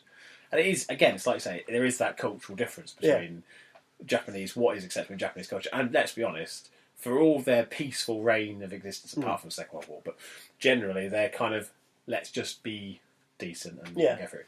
They're perverts at times. It is. If you look at it from a Western point of view. But then that also ties in with just And generally yet, how they... I don't say let off steam, because I can't think of a better but term. then you look at porn from Japan and they tend to blur stuff out. I don't know if you've looked. I've not looked. I've been told this. But generally... I'll bow to your superior knowledge. There are certain things... No pun intended. They basically just blur out genitals in porn. So you're watching porn, but what you're seeing is a blurry... But that's kind of where you end up. You end up interaction. with characters like Bayonetta, Dead or Alive. And this is the thing. Like, so they're kind of told off for being overly sexual. So But they then want- we live as a country where you've got Daily Mail putting on like 10-year-old girls saying, look how they're growing. And then you've got billboards with scantily clad women everywhere selling everything from bloody nappies to hemorrhoid cream. You got America, where if you're not sexy, basically you're only allowed to go on Jerry Springer show. And yet we kind of look at the Japanese and think, hang on a minute, that woman's got a very skimpy outfit on. That's outrageous. It is a complete double standard. Yeah. And I've never had an issue with the Dead or Alive series. The Dead or Alive, I'm trying to remember the name of it. It wasn't Shattered Dimensions, but it was something like Dead or Alive Dimensions on the 3DS. Is the best fighting game I've played in a while for a handheld. Yeah. And that's coming after playing Street Fighter on the handheld, which was really good on 3DS as well. So I've never been a big beat-em-up fan. No. So I kind of do associate Dead or Alive with women in skimpy costumes. It's just like, oh yeah, that's the one with the skimpy costumes. That's the one with Ryu. That's the one that was good on the Sega Saturn. That's the one with Fatality. Yeah, exactly. You know, Tekken's the one. That was the one I played on the Game Boy. Exactly. And so because I guess I'm that stereotype they're trying to get away from. On that core. You're not just to get the gamer they're trying to go. They're trying to appeal to you to say, actually, we're more than this. Yeah. And it is a good. Sorry, yeah, that's probably a better way to put it. Yeah. It is a good franchise. It always has been a very good franchise. It's that very odd choice. But then, let's be honest, that has sold a lot of copies of games for them. So, in some respects, it's a choice that maybe, given the last year in the world of gaming, a lot has changed in how females are represented in games and how people are kind of confident or comfortable about that in games. Maybe it's just that part of me keeps thinking, I'm kind of toying with the idea of writing a letter or an article, not a letter, and therefore write a letter. I don't, Postman Gav won't deliver it.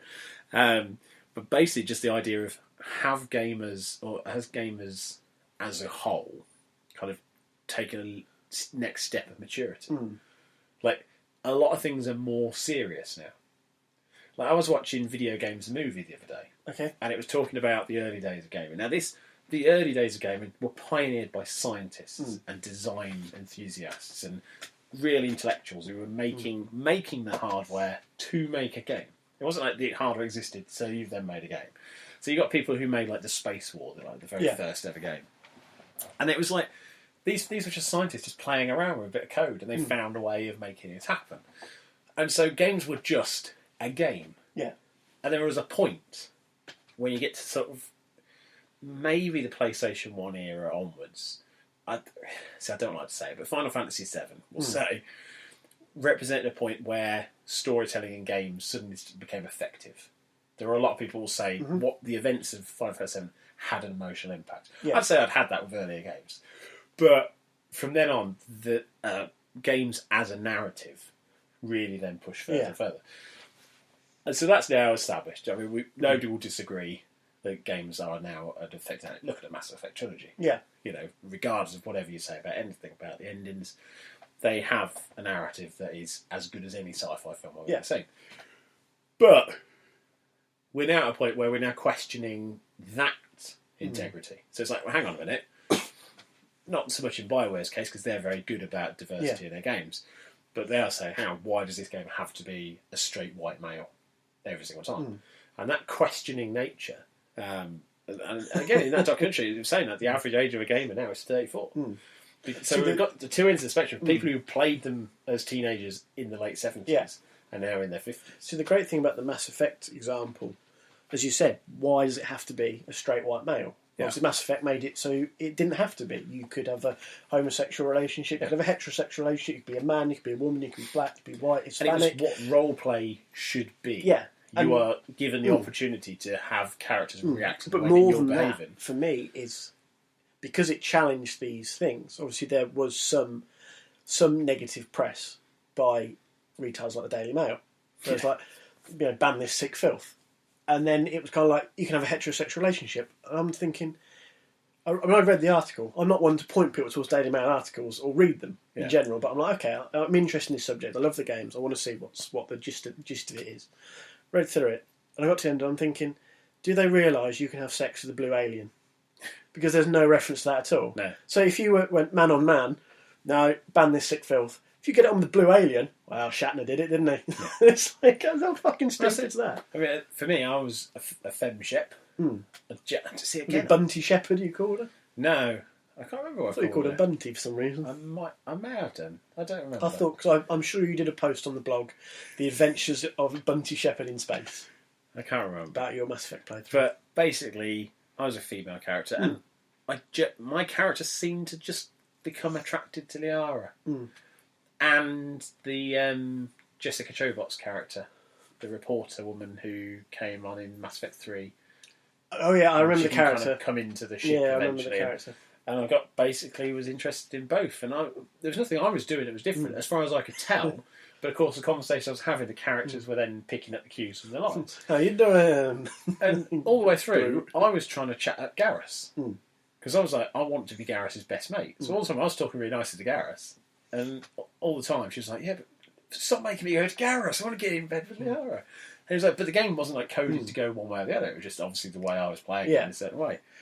And that's great. And in playing through, you can make your own opinions on it. Like you were saying, there will always be negative press about stuff, particularly when it comes to a gay relationship in a game. But we're now at a stage where Gamergate has happened.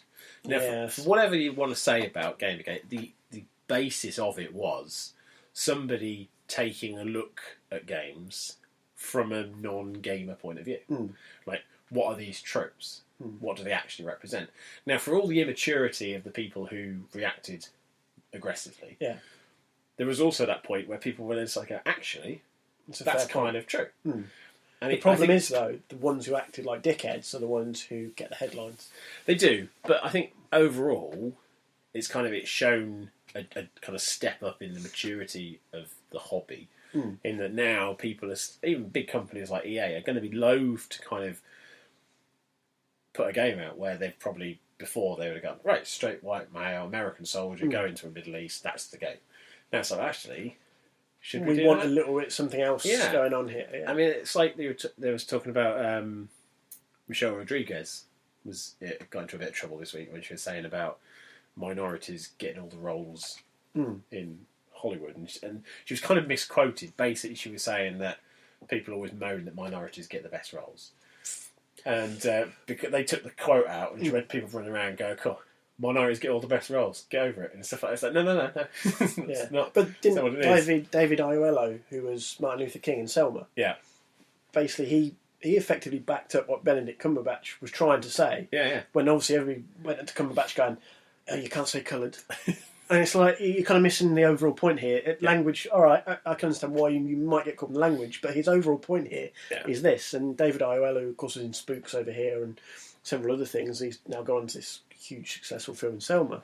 He was extremely well-spoken. I never realised how well-spoken he was, but he was on the Kermode Mayo podcast. And basically said, he's kind of right at the moment. There aren't a lot of, minority roles in British TV and cinema.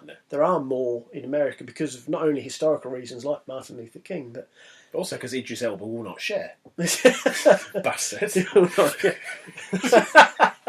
That's what it is. That's the problem. So you want to solve racial problems on British TV? Sack Idris Elba. Stop putting him in everything. So it's strange how things get misconstrued and misquoted. Yeah, and very quickly twisted. But it's the thing. Like now, from games point of view, we're not just playing games. We're experiencing games. We're talking about games. We're discussing games. And I think there has been over the last couple of years a big step forward in that maturity. And so it's like I said, just a bit more grown up. And I think that kind of now makes it. You look at games like Dead or Alive, and it's a bit embarrassing because it reminds you of what games were, and games were pretty shady. I remember having a Sam Fox strip poker that my dad had copied off of another cassette, which is just some pixels that vaguely look like a woman taking her clothes off, and then you've got things like Custer's Revenge on the Atari. That was the thing with the original Tomb Raider as well, Lara Croft. They were made to be sexual, and they were quite happy to hire people. Was it Rona Mitra? The actress. Yep. She was basically hired to stand around posing as Lara Croft. Different Lara Crofts over the years. They've had Neil McAndrew did it. Yeah. Katie Price did it for a while as well, before she was Jordan, and before she was very busty. Actually, it was weird. But then you kind of. But they were quite happy to play to that side of the character. And then later years, you had Lucy Clarkson, who was more a gymnast. I think she was a gymnast one. Or she might not be. She might be. But they've always played to it. Is the point? Yeah. And then now all of a sudden it's like. Especially with the reboot and the nature of the reboot, I think that's like the newest one. I think she was kind of a model, but she was playing it more not be a sex person. And even the voice, I mean, the voices changed from just a generic Posh to Keely Hawes, who was a very respected British actress. It's like let's kind of grow up and mature, and I like that. I like the fact that we're at a better point. And like I say, I've got no personal issue with Dead or Alive. I can understand why, if you want to put it out as a proper event. I mean, you look at the Call of Duty championships that are running this week. All over Twitter, Team Finland really surprising people. Finland seems to be good at two things: Call of Duty and Eurovision. They're good at ice hockey goalies as well. Are they? They're producing pretty good ones for a nation that size. Oh yeah. Well, there you go. I had a friend who lived in Finland. His name was Maiju Mella. Huh? Brilliant. Lived, and I said, "Do you live like on a mountainside and you've got like a sauna?" She went, "Yeah." So every stereotype of being Finnish. Do you? Yeah. Right. Have you got one of those traditional outfits? And she just sent me photos. Like, yeah, great. But I always like Finland. Monty Python did a song about it, and I animated a kind of a Terry Gilliam style animation over the top of it, and it was pointless because Monty Python have already got Terry Gilliam. They didn't need me to do that for them. So yeah, I have no issue. And like I said, there's a lot of money in championships, and if they can market that correctly, it's a lot easier when you haven't got a big pair of tits with a fluffy dice stuck on the front. So yeah.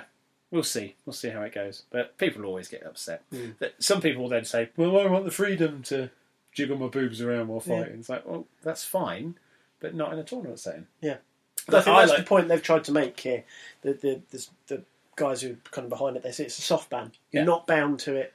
No. We're kind of trying to, as I said, they're trying to encourage people to appreciate the game as a beat-em-up rather than some weird sideshow. The way that I would argue, if one of those people was in front of me, right, let's pretend you're one of those people. Go just those people. I want to play the game my way. Well, I really like playing arcade games. I love playing dance games. Right? I used to have the dance map for like DDR. Now, sometimes I play that in just a pair of boxer shorts because I get very hot. And the boxer shorts would be quite loose. So sometimes on Stanton Beach. This is the point. If I went to an arcade and I danced the way I dance at home, it wouldn't necessarily be appropriate if my balls are swinging around and there's some kids going by with ice creams going, Dad, what is that? What is that? The man's got 2 toffee apples hanging out of his shorts. And he's like, well, that's not appropriate. Like, there's an appropriate time for having your balls popping out on Stanton Beach. Exactly. Right. So that's what I would say to those people and to you. What was that noise? I have no idea. Cow? I don't know what that was. I thought somebody should decide to start doing some strimming at 10:10. Okay, right. We talked about our soul of the week last week. We did. Adam, who I was adamant it was you definitely were. him. I told you, innocent until proven guilty. Well, it was him. In the sense it was somebody in his house using his controller. Because he had apparently, 10 other siblings living in the house, and one of them had invited a friend round who, while Adam, who was 23, wasn't at the concert, he just picked the concert, went around, and he hadn't just done it to this kid, he'd done it to a few other people as well.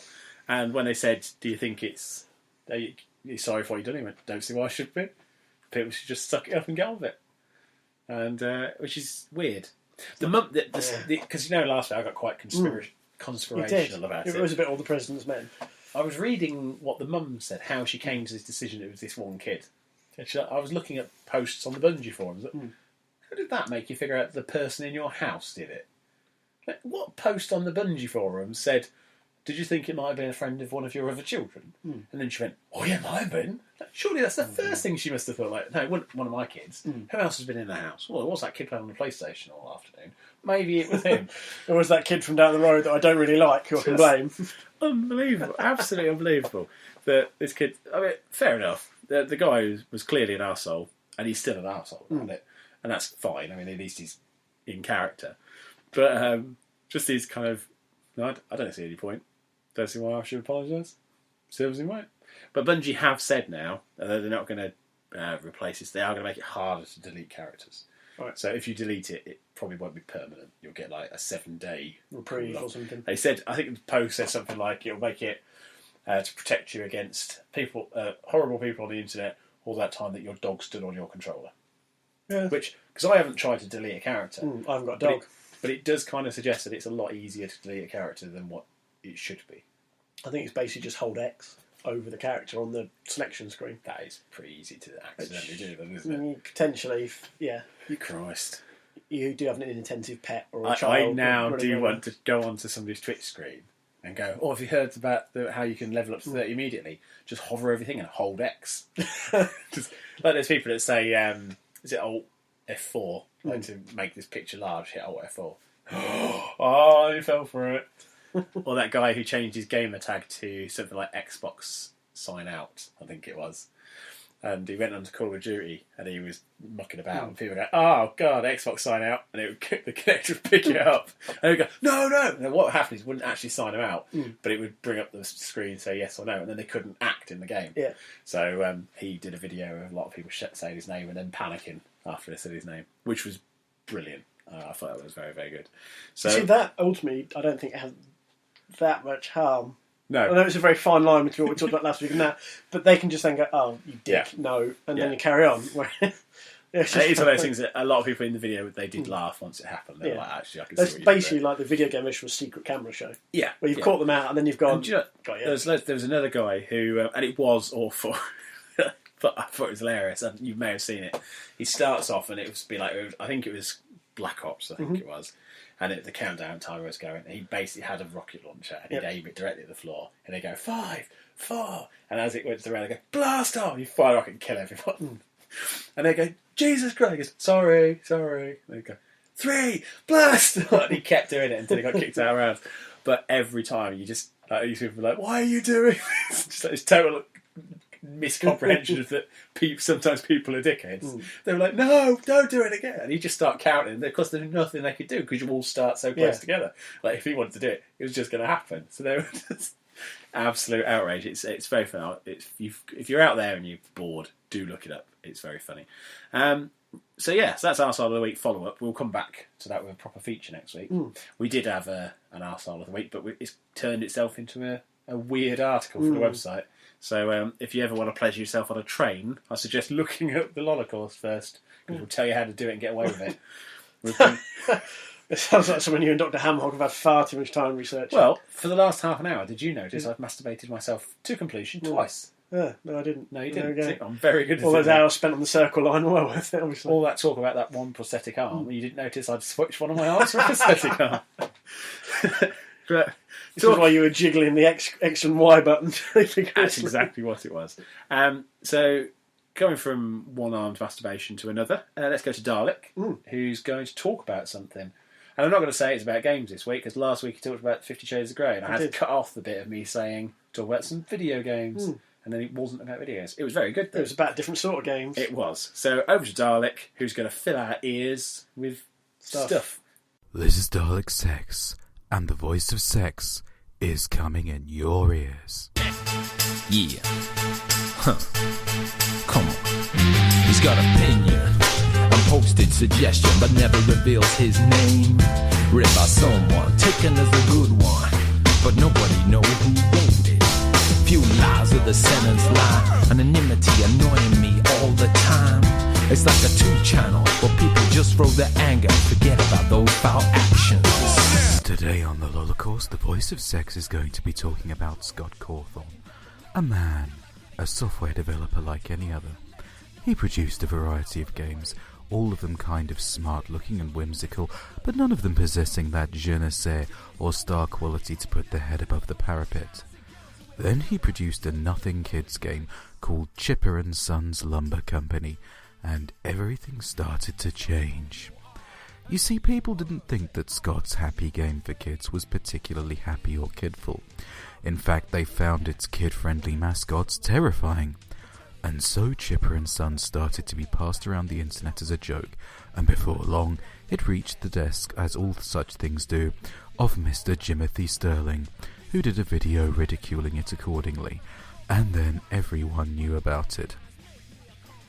Scott did not take the fact that he was now an internet joke for trying to produce a child-friendly game which everyone found horrifying.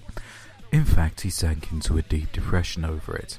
However, when he managed to shake the depression off, he realized that maybe producing kids' mascots that people were scared of was a skill rather than a flaw, and he began work on a game called Five Nights at Freddy's.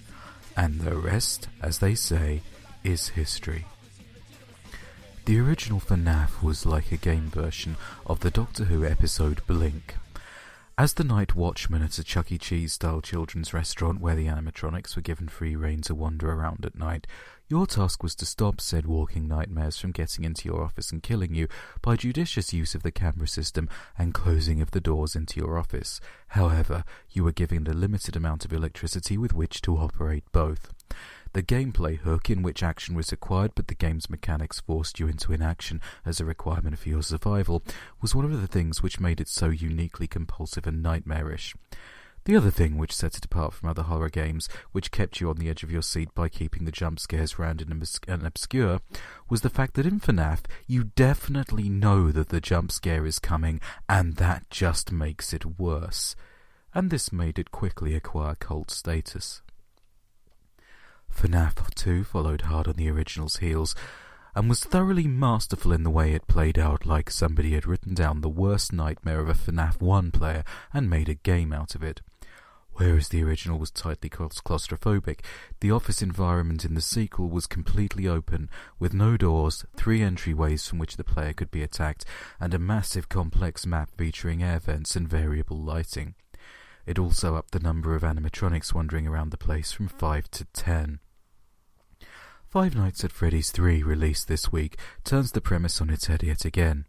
Set 30 years after the originals, the game takes place at a haunted house attraction modelled after the unsolved mystery of the original location. Freddy and his pals are long gone, but the staff imagineering the facility have found an as-yet undiscovered animatronic, and it's this one creature with whom you share the map. A lot of fans have put forward in the past that the FNAF games require an element of disbelief, because what would be stopping the game's animatronics from just walking straight to your office and killing you at the start? FNAF 3 responds to that answer with fucking nothing. The map features air ducts that lead from the big bad starting room right into your office. Springtrap, the devil bunny intent upon your murder, is a goddamn son of a bitch and has no compunction whatsoever about going straight for you and offing you in the first minute of gameplay. The result is a game which feels intense, personal, and thanks to the ridiculously high number of different gameplay levels, a nightmare of stress to keep track of. It might not freak you out as much once you get used to all the different jump scares, but it's quite categorically its own experience. Freddy's 3 is maddeningly addictive and intimidating. It's a pulse-pounding Alien-style experience, in contrast to the slow childhood trauma of its predecessors. Once you're into it, you're going to stop screaming in fear, but instead you're going to be yelling in rage every time you get jumped because the video feed or audio or ventilation system went out, and you lost him because you had to spend vital seconds fixing it. Well, that's all from me. You can follow me at The Voice of Sex on Twitter, and find me on YouTube at Sex Talks About Apps. This week I've been losing my shit to FNAF 3, obviously, and also playing a few games that for once I actually like, such as Glowburst, Drop 7, One Finger Death Punch, and Sniper Assassin. I'm going to hell for liking Sniper Assassin, though. And that was definitely stuff. That was definitely some kind of stuff. Yeah, that's good stuff. That's the sort of stuff that people will be proud of having. They will. They might even play that to their children. They might. I doubt it, though, with Dalek. Wow. But no, not that I doubt it. They definitely won't, because that stuff that just came out wasn't suitable for kids. I can guarantee that. But they need to know what it's about. 2K upset me yesterday. They upset you yesterday. They did. Upset you yesterday. Because they upset me for years. They turned off a server for a game I don't own, and it actually genuinely annoyed me. Okay. Now, normally I don't care. Mm-hmm. I understand that servers get turned off. Yep. It is one of the intrinsic issues of an online gaming. Yep. Especially with time. I call them timed games. Yeah, and sports titles. Exactly. Are always going to be exactly what now. I'm hinting towards. So I was browsing through, and then I follow 2K UK because I like a lot of their games. I like the Borderlands games, and I like some of their other games. Yep. And, like the Borderlands sequel. Yeah, and the pre-sequel. But Bioshock was 2K, wasn't it? Yes. Yeah, so that's probably why. There we go. There we go. And we got there. You got there in the end. But they also put out what is regarded as one of the best basketball games of recent years, NBA 2K14. And that was a launch title for Xbox One and PS4, and it came out against NBA Live, which was the EA offering, which was awful. And so a lot of people bought it as, A, there weren't that many games out. And it was the better of the two. And it was the better of the two. And then this year's one came out. A lot of people thought, well, actually, it's only, as we've talked before, about your FIFA thing. Yeah. Sometimes it doesn't matter. You can skip a year, or you can just wait a little bit longer. It's not a big leap technologically. No. Unfortunately, in March, they're turning off the servers for it, which is less than a year and a half after launch, which is... When you think that realistically, I mean, a lot of people didn't get their consoles until maybe 6 months after the launch title, or launch date rather, you probably look at less than a year of owning a console. And that already a server is being shut down. And then conversely, via the Xbox One specifically, the EA Vault, they've put NBA Live 15 in there, I believe. Maybe 14. It's one of the NBA Live games. It's not very good, but it's still in there. Yep. And that's almost guaranteed now to be kept on. So regardless of whether you like the game or not, at least you know that one's safe for a bit longer. But now, obviously, I'm not into sports games, but I know you've got your hockey games and you're into your FIFAs. I've done some research. Okay. I was talking to Mick Burke Sr. on Twitter, who said that it's a bit of a scam because it doesn't cost a company a huge amount to keep the server going, particularly for a game like this. Yeah. And I said, as far as I knew, kind of FIFA 12 was still running. It's not. Okay. FIFA 13 still is. Right. So there is at least 2 years gap there. It tends to be the end of February they usually turn off a FIFA game. But, yeah, between us, we decided this was unreasonable. What's your thought on it as a sports game player? I think EA have probably got right with FIFA, because 15 was the one that last came out, obviously. So that would have been, September time FIFA comes out? Yeah. So that would have been September 2014, and obviously conversely go back a year and a year. So you have basically gone back 2-3 years, depending on how you look at it. And you can still play that iteration, which isn't unreasonable, I don't think. No. And especially with, as you said, NBA 2K14 was a launch title for Xbox One. Yeah. So it's only 12 to 18 months old, and it's already gone off. I mean, seriously? That does seem tremendously harsh to cut it off after such a short time, because I used to religiously buy the new NHL game each year. Yeah. I've skipped it this year, because on the 360 they've basically updated the commentary team, because they had a new set of commentators for NHL 2015. And that just wasn't enough justification for me to spend another 40-50 quid to upgrade it this year. No. Because if I was really that bothered, I could update the rosters manually. I keep tabs on it closely enough to be able to do that. Yeah. But a lot of people still do it. But equally, a lot of people will probably do what I did with NHL. Like, I actually quite like NHL 14. I'm quite happy with what I've got. Yeah. And they'll do the same with NBA 2K14. I actually quite like this one. I don't follow it closely enough to care that much about the lineups. I'm happy with the game. They've got a career going. Yeah. They've got their career team going. This is the other issue. This is where it starts to get reading about difficult. it a bit more. A lot of the career stuff is online based. Right, so that even, if you want to progress that could be problematic. But also transferring, because apparently it's a transfer from 14 to 15. And they're saying that if the servers go off, how do you transfer? How do you transfer all their progress? So there's a lot of things. And I also, as far as I remember, there was like a microtransaction thing in one of the baskets. I would assume it was EA, but it wouldn't surprise me if 2K also did a similar thing. So it kind of then comes down to like that Farmville problem when they turned Farmville off and people had spent hundreds of pounds and then suddenly that game was taken away from them. And it's like, fair enough, that occasion that's going to happen. But again, it just seems very soon. This doesn't seem like fair warning either. No. It seems like a very quick. If you follow from their tweet where it says for more information, go here. You go to the thing. It just says these servers will be on as of February. Yeah. It doesn't tell you any information about what's being turned off at all. There's no like support or FAQs or anything. It's just these titles are fine. And that's among the titles that are fine. Well, February, yes, that's correct. They will be all right in February, but we're not in February anymore. You're already saying now in a couple of weeks' time it's going to be off. So yeah, there's a few issues here, which I don't know. Maybe this could be more damaging to 2K's basketball series, because who's going to want to buy 15 knowing that that's going to have potentially a 1 year loss? Well, that's the other issue you've got now is if they're trying to force people under 15, as you said, isn't this kind of counterintuitive? Because people go, I have to buy 15, but then in 12 months' time, am I going to be in the same boat again? Yeah. And if you're a casual basketball gamer, that's probably going to put you off, especially as you said, if EA have put their versions in the vault, Yeah. even though the 2K ones are widely considered to be better, Yeah.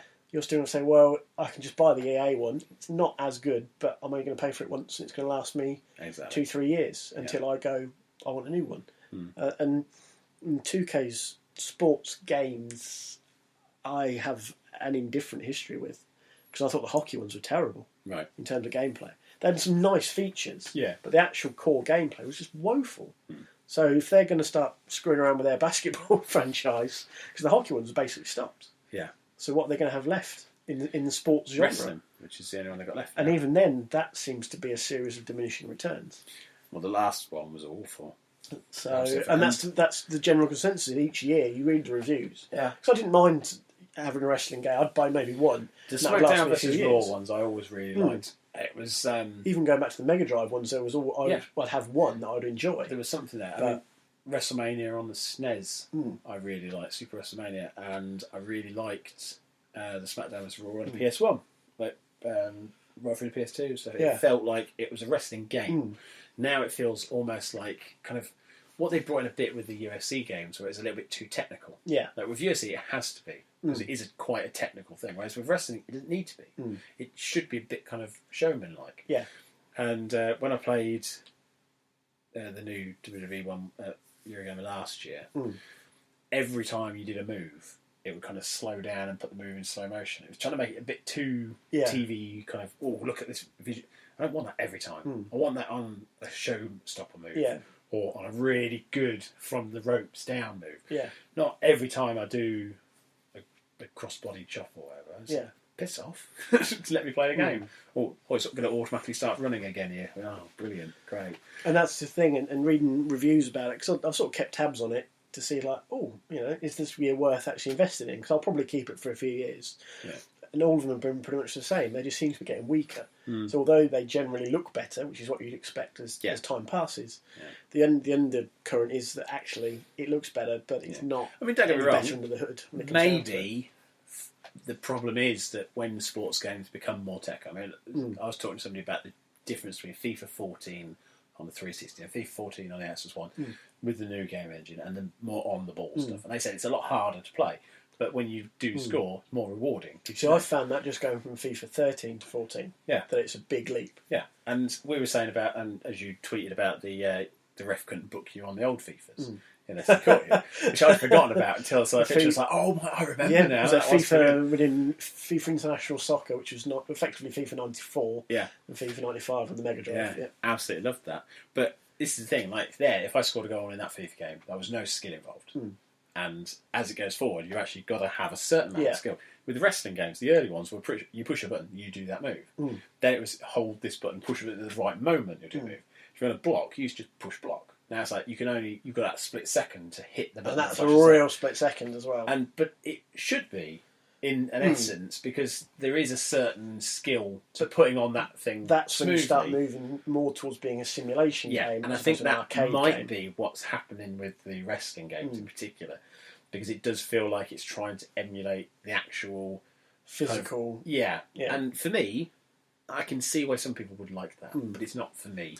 And I think to that point, I would say it might be the same. I don't want to put words into other people's mouths, but wrestling's kind of that. The whole thing is that kind of arcadey, larger than life essence to it, because the games have all like the backstage stuff, the arguments, the press conferences. So you kind of want almost to have that arcadey fight element to keep it that light, almost OTT style, where you can do these big, as you said, cross-body chops just by pushing X. Yeah. If they're in the corner, push X, slap. And you kind of just want it to be that nice, simple, real, arcadey over. Well, the shame was they did that silliness WWE Superstars game, which I was just looking to see if I had a case. Where it was Andre the Giant. Real big chunk. Oh, not I remember. They were really... But they were like proper superhero style stupidly. fights. And that was probably the most fun for a while. And Legends of WrestleMania, which is one by Andre the Giant, was very good because it was an homage, or not homage, a tribute to the great wrestling game. Yeah. I mean, you can see over there, I've got top 50 superstars of all time. I've got the rise and fall of WCW. I've got I might have to borrow those over there. That'd be a nostalgia trip for me. Yeah, I mean, I buy them now. I've got the Hulk Hogan box set. I've got the Rock box set. I've got Steve Austin's box set because wrestling was for me not the biggest thing in the world. But when I was when I was doing PE, we had to do a thing where we had to study a sport and then put together like a folder of information. And I, at that age, still believed that WWF was a sport. Before the pandas got hold of it. And so I had the trading cards that you could get at the time, and I stuck them in. I was saying little bios and what their moves were. I used to load them. I don't know where they went. And so I handed it in, and my PE teacher went through the folder, chucked it in a bin, and he said, "It's not a sport, and you've failed immediately." And I was like, "What? It's a sport. They run around." And it was, we would have the whole family around on Royal Rumble night. And we had one family member who had a Sky subscription, or BSB at that time. It wasn't even B Sky B, it was still BSB. And so we'd watch it, and we'd all watch it. It'd be at 11 o'clock at night. Yeah. And I'd have to have a sleep in the afternoon to be up for it. And then we'd all count down together as to what was going to come out. And it was great. It was one of the best kind of family. And again, it was kind of a sport in the sense that it's the same as any other sport. As a collective, you watch an arena where something happens. If it's staged, fair enough. But it doesn't mean there's not a physicality to it or something you can appreciate.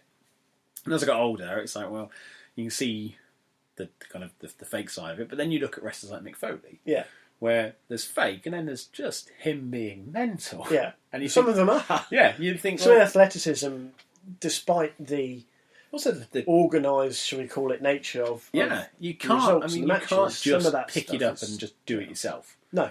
You've and that was the problem they always used to have. Like, don't do it at home, for fuck's sake. Oh, there's a video doing around at the moment, which don't is tombstone your little sister. Well, this is funny you should say that. There's a video doing around at the moment, which is doing hardcore wrestling signature moves on a girl, and it's a bloke with this girl, and he's basically they're on a diving board, right? So he'll get her and he'll put her up into a powerbomb and slam her into the water, and it's all like nobody's going to get hurt from it. But it is just quite hilarious that that's what the world comes to. It's just like this guy's like, yeah, this will be funny. And she's she's not like caught by surprise and suddenly just thrown. It is that they've set up together. But that's the thing, it's like it's there. And that's kind of, it's fun. That's why people watch it. They don't watch it for a technical element, they watch it for the fun. And there is, like we say, there is a technical element to it that has to be appreciated. Particularly when you're talking about stuff where you're jumping off of, say, 20-foot tall steel cages, down through tables. You think there's a lot that could go wrong, and it has gone. I mean, they pick Owen Wilson, Owen Hart every time. Owen Wilson, because I think of that annoying one with blonde hair, and it's still Owen Wilson. It doesn't matter. But yeah, the whole Owen Hart thing, and you just think, oh, that's the one way it can go wrong. I remember watching interviews. I've got Mick Foley's autobiography kicking around as well somewhere. And they say about the one where I think he got thrown off the cage by the Undertaker, and he went through an announcer's table, and he said something there went wrong for him.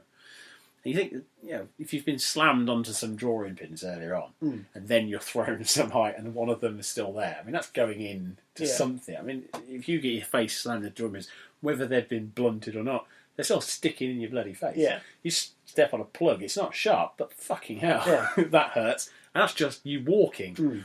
Or stickle bricks or a bit of Lego. Yeah. Like that would be, if Mick Foley got slammed into a box of Lego, then I'd call him proper hardcore. What a finishing move that would be.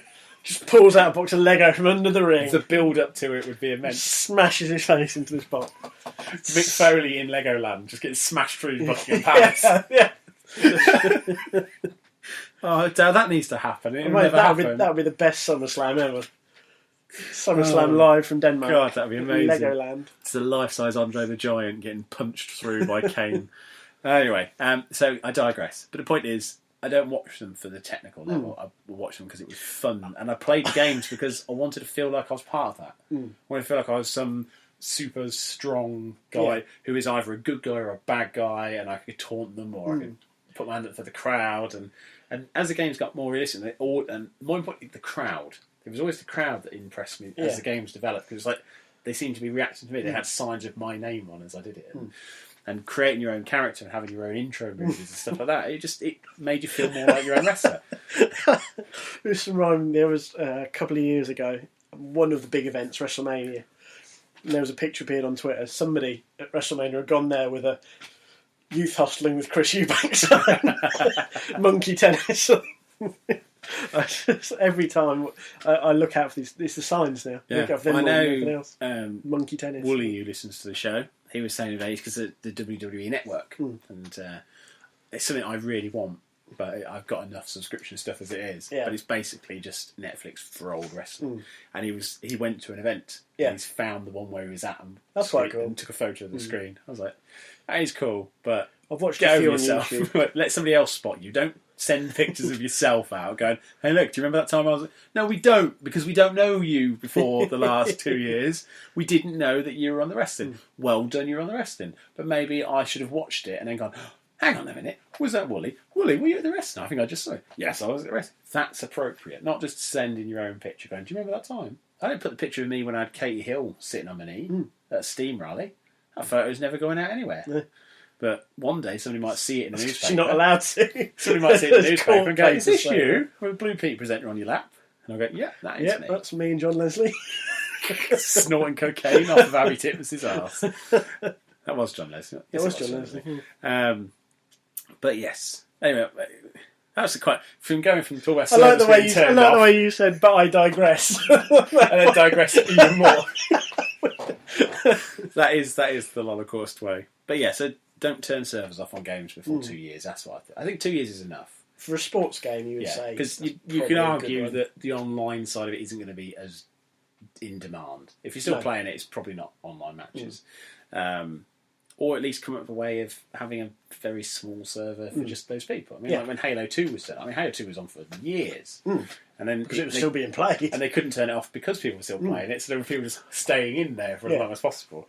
And I know you're not going to get that kind of rabid fan base for NBA 2K14, but at the same time, there are people who pay good money for it. I mean, we've got it in the shop. Yeah. So when the servers go off, I've then got that issue of, well, do I have to knock it down in price? Theoretically, you'd say yes. Yeah. Because half the game doesn't work anymore. And so you've got to say, well, we've got this brand new, but it's not Worthless. Yeah, so... Almost. I mean, I'll probably chuck it over to second hand this week and knock a couple of quid off and let people rent Walk it. into 2K games and throw it at the first person you see. Well, this is it. It's just, like I say, I think it annoyed me more because it is a game that did get some good press.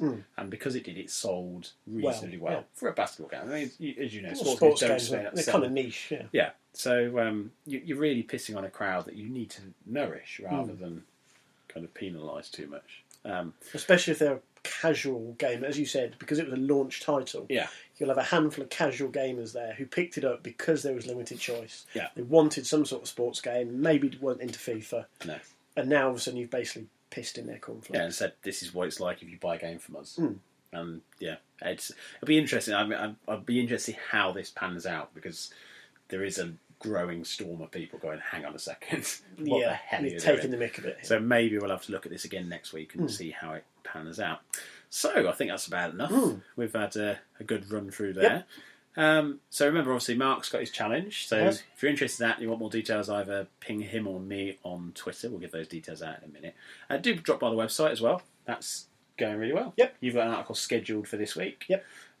Which should go out before this episode. It will. So that's good. Yep. So it's my next most wanted for 2015. Which you'd probably say was your most wanted, but is a risky, whether it will come out or not. Whether we'll see it in 2015 or not remains to be But seen. if it did come out, that probably would be most wanted. It would, yes. I think that's fair to say, yes. And so from that, if you haven't already read it, you'll know exactly what it is.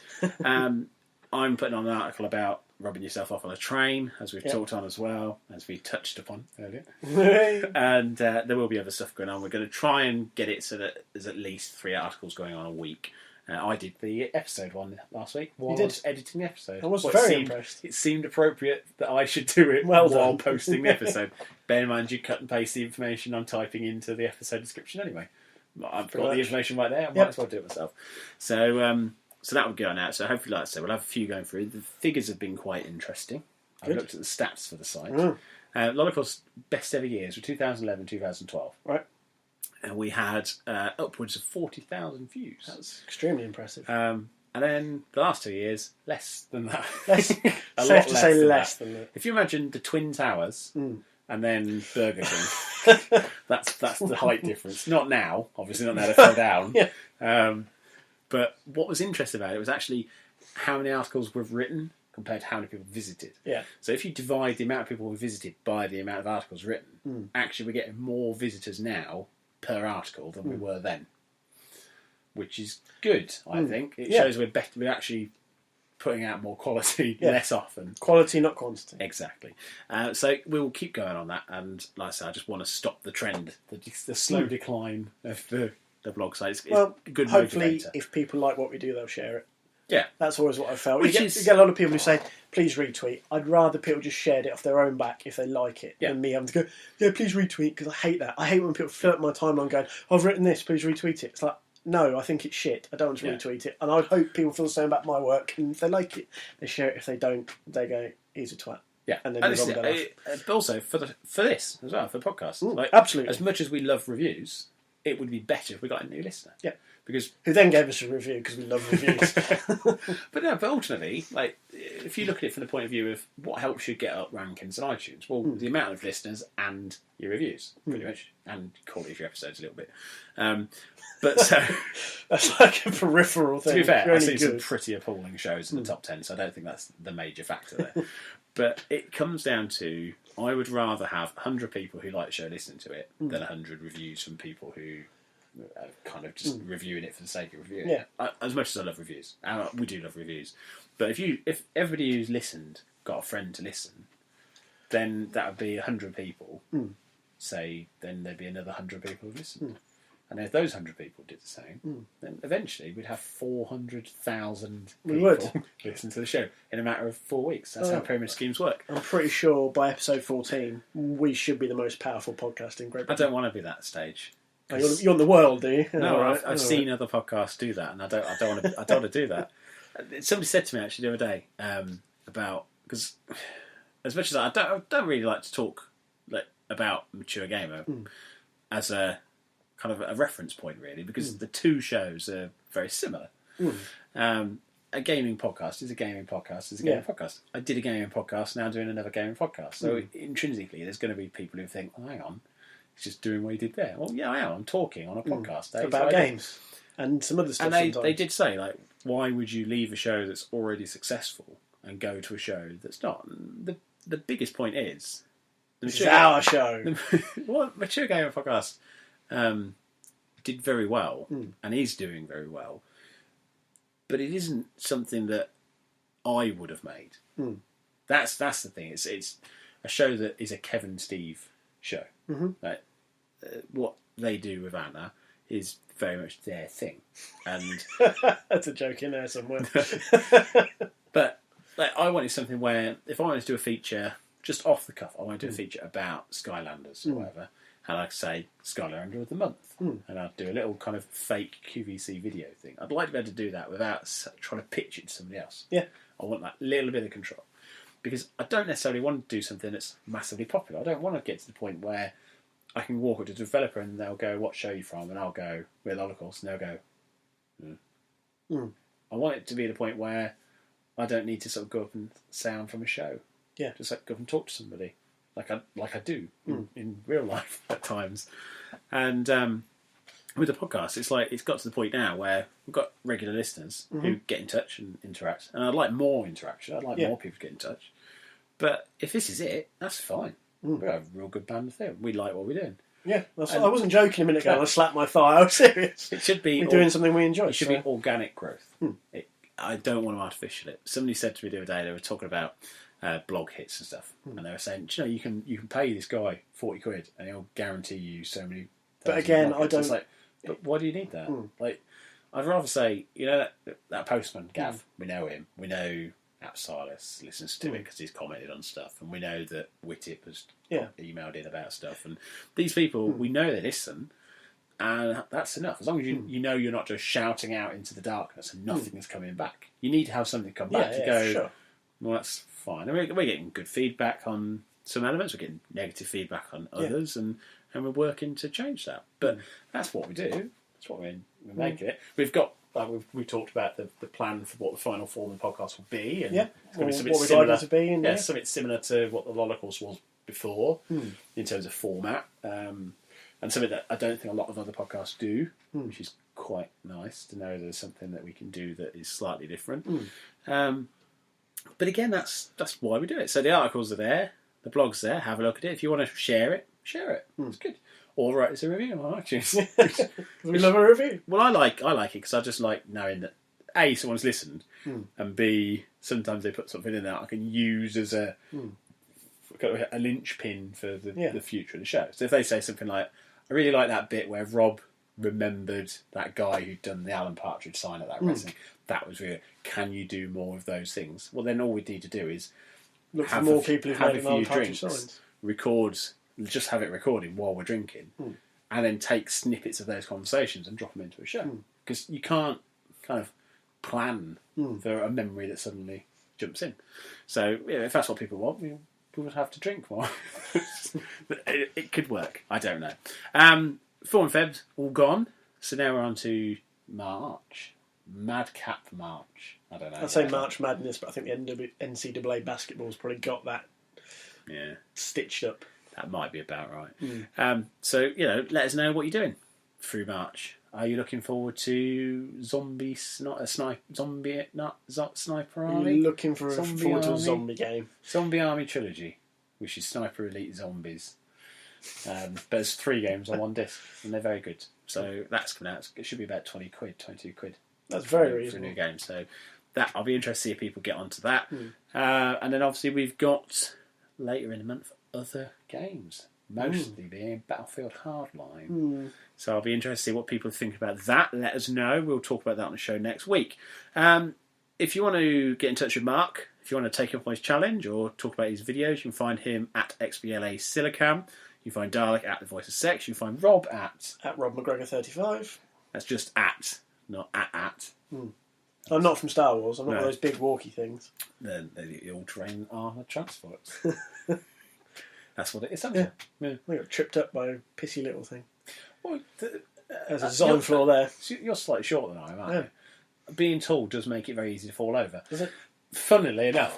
Oh, you thought I digressed before? I'm about to digress even. Well, actually, it's not that much of a digression. I found out the other day that there is, on Facebook Messenger, there is a button you can press where you can type a text by voice. You can do that on a lot of things with iPhone now. Yeah, well, this was like just transcription. Yeah. So I was using it the other day to talk to my girlfriend, and I was just saying, like, I wonder if it's going to say your name right. Will it say Claire without an E? Because she's Claire without an E at the end. And it went Claire without any. And I thought that was very funny. But this morning, I had my phone in my hand, and I was stepping over this chair, and I caught my foot on it. I fell over, and I dropped my phone, and I went, son of a bitch! And my phone went... And I looked at it, and it had typed Silver Birch. And I thought, brilliant. So now Silver Birch is... I'm going to basically say vague swear words in a northern accent. Whatever it types is now going to replace the swear word in my lexicon. Like ducking hell. Exactly. Like no one's ever said ducking hell or duck off in their life. But Silver Birch, I thought was brilliant. Nice. So, yeah. So I'm at Bouncy with H after the second B. And Rob's not a Star Wars troop carrier. Nope. Now, next week, I had called the episode 11 Cold Turkey. Because I was going to send my Xbox back for repairs. And I was going to only have Nintendo consoles left. And a 360. But mostly played the Xbox, the Wii console. But now that the Xbox isn't going back, I don't know if to call it cold turkey or not. Or leftover turkey. Because it's like, I've now got a faulty console that he's going to wind me up. So I don't know, I might have to change the episode. So if you're at home are listening, why don't you name episode 11 for us? Because 11, 12, what was in the song? 9, 10, Big Fat Hen, 11, 12, Dingley Dell. I don't know. Dinklage, delving, and a puddle of poo. I don't know. So yeah, episode 11. Somebody tweets us, name of episode 11, whichever one makes me smile the most is what I will call episode 11. Let's throw it open to this community of 8 people. It's our first listener competition. It is a first listener competition, and the prize is immortality. Because your title, if you said episode 11, Gavin Fisher, then Postman Gav will have an episode named directly after him. If that's the funniest thing we get, to be honest, we might as well pack this thing in. His name is not as funny as his face. So if it was like episode 11, Postman Gav's face, then that would be good. But whatever. If it was episode 11, Danny Dyer versus Katie Hopkins, fight! Because they're having a big scrap at the moment. It's brilliant. Danny Dyer's missus proposed to him. Okay. And so they get married. Okay. That's good. Yeah. Good for him. And Yeah. Kate Hopkins went, cool, bit effeminate. And then they were having an argument backwards and forwards. And he said something along the lines of, it probably would be worse if someone like you proposed to me because you've got a face that belongs to the side of a church. I thought, that's a good comeback from Danny Dyer. He as all the issues I have with Danny Dyer, I'm quite happy for this argument with Kate Hopkins to go on forever because it is amusing to see two people who I quite dislike just going at each other. So yeah, that's the thing. So yeah, whatever you think, send it in and we'll call the show it. Yeah. That's a good thing. See, I've given you a present. I've given them a present. Yeah. So yeah, because we're not allowed to give people presents for iTunes reviews. Okay. That was an interesting little thing. It's against the terms and conditions, apparently. If you offer reward or something for Remuneration. Yeah, basically, if you say that if you review us, you can get this, then it kind of means that the reviews aren't valid, which is true, actually. Yeah. It's very fair. So yes, we can't do that. So please do review us and then send us a name. Or in the name of the review, feel free to put your answer in there. Yeah. But that won't be, your review will not be your entry. It'll just be us knowing what your suggestions. So Twitter is the best way. Yep. Or email us at realholocaust@gmail.com. Or We have got a Facebook page. We do have a Facebook page, but we don't really use it that much. Yeah. So it's there, but it doesn't really do very much. Mostly because I have issues with Facebook. So that is that. Also, comment on articles. If you read an article and you like it, feel free to comment on it. So then we know you've liked it. I had a comment on an old one I wrote. The ethnic cleansing game, right. The Dirty Dozen article I wrote. Somebody from the Anti-Defamatory League in America, who basically stand up for the rights of Jewish people and people like that. One of their supporters said, "Sort of disc was it on?" That was their entire comment. I was like, don't know whether this is a good supporter of the ADL or a bad one. Assuming that's the ADL that it was supposed to be. Not the EDL. No, it wasn't the EDL. It was the EDL going, oh yeah, I want that. Bit of ethnic cleansing. Sounds right up Is my this available on street. PlayStation 2, mate? Is it, can you shoot the bloody foreigners? I don't know. But I have responded to it. So every comment that we get now, I am going to try and respond to. And if it's on one of your articles, if you can do the same. Because then that's a nice bit of conversation between two. But it's like I say, it's nice if people go, good artichoke. Good artichoke. Good artichoke. Good afternoon, artichoke. How are you? I'm getting distracted because the Joker's smiling at me. So we'll leave it there because I'm starting to fall asleep and talking rubbish. So, yes, I'll probably have edited all this off, to be honest. Because it's not that funny. But it did contain me saying good artichoke. Good artichoke. What everyone's supposed to say. Don't you know? I don't know. Anyway, we will see you next week for episode 11, which will be named by you. Say goodbye, Rob. Bye. Wave at the laptop.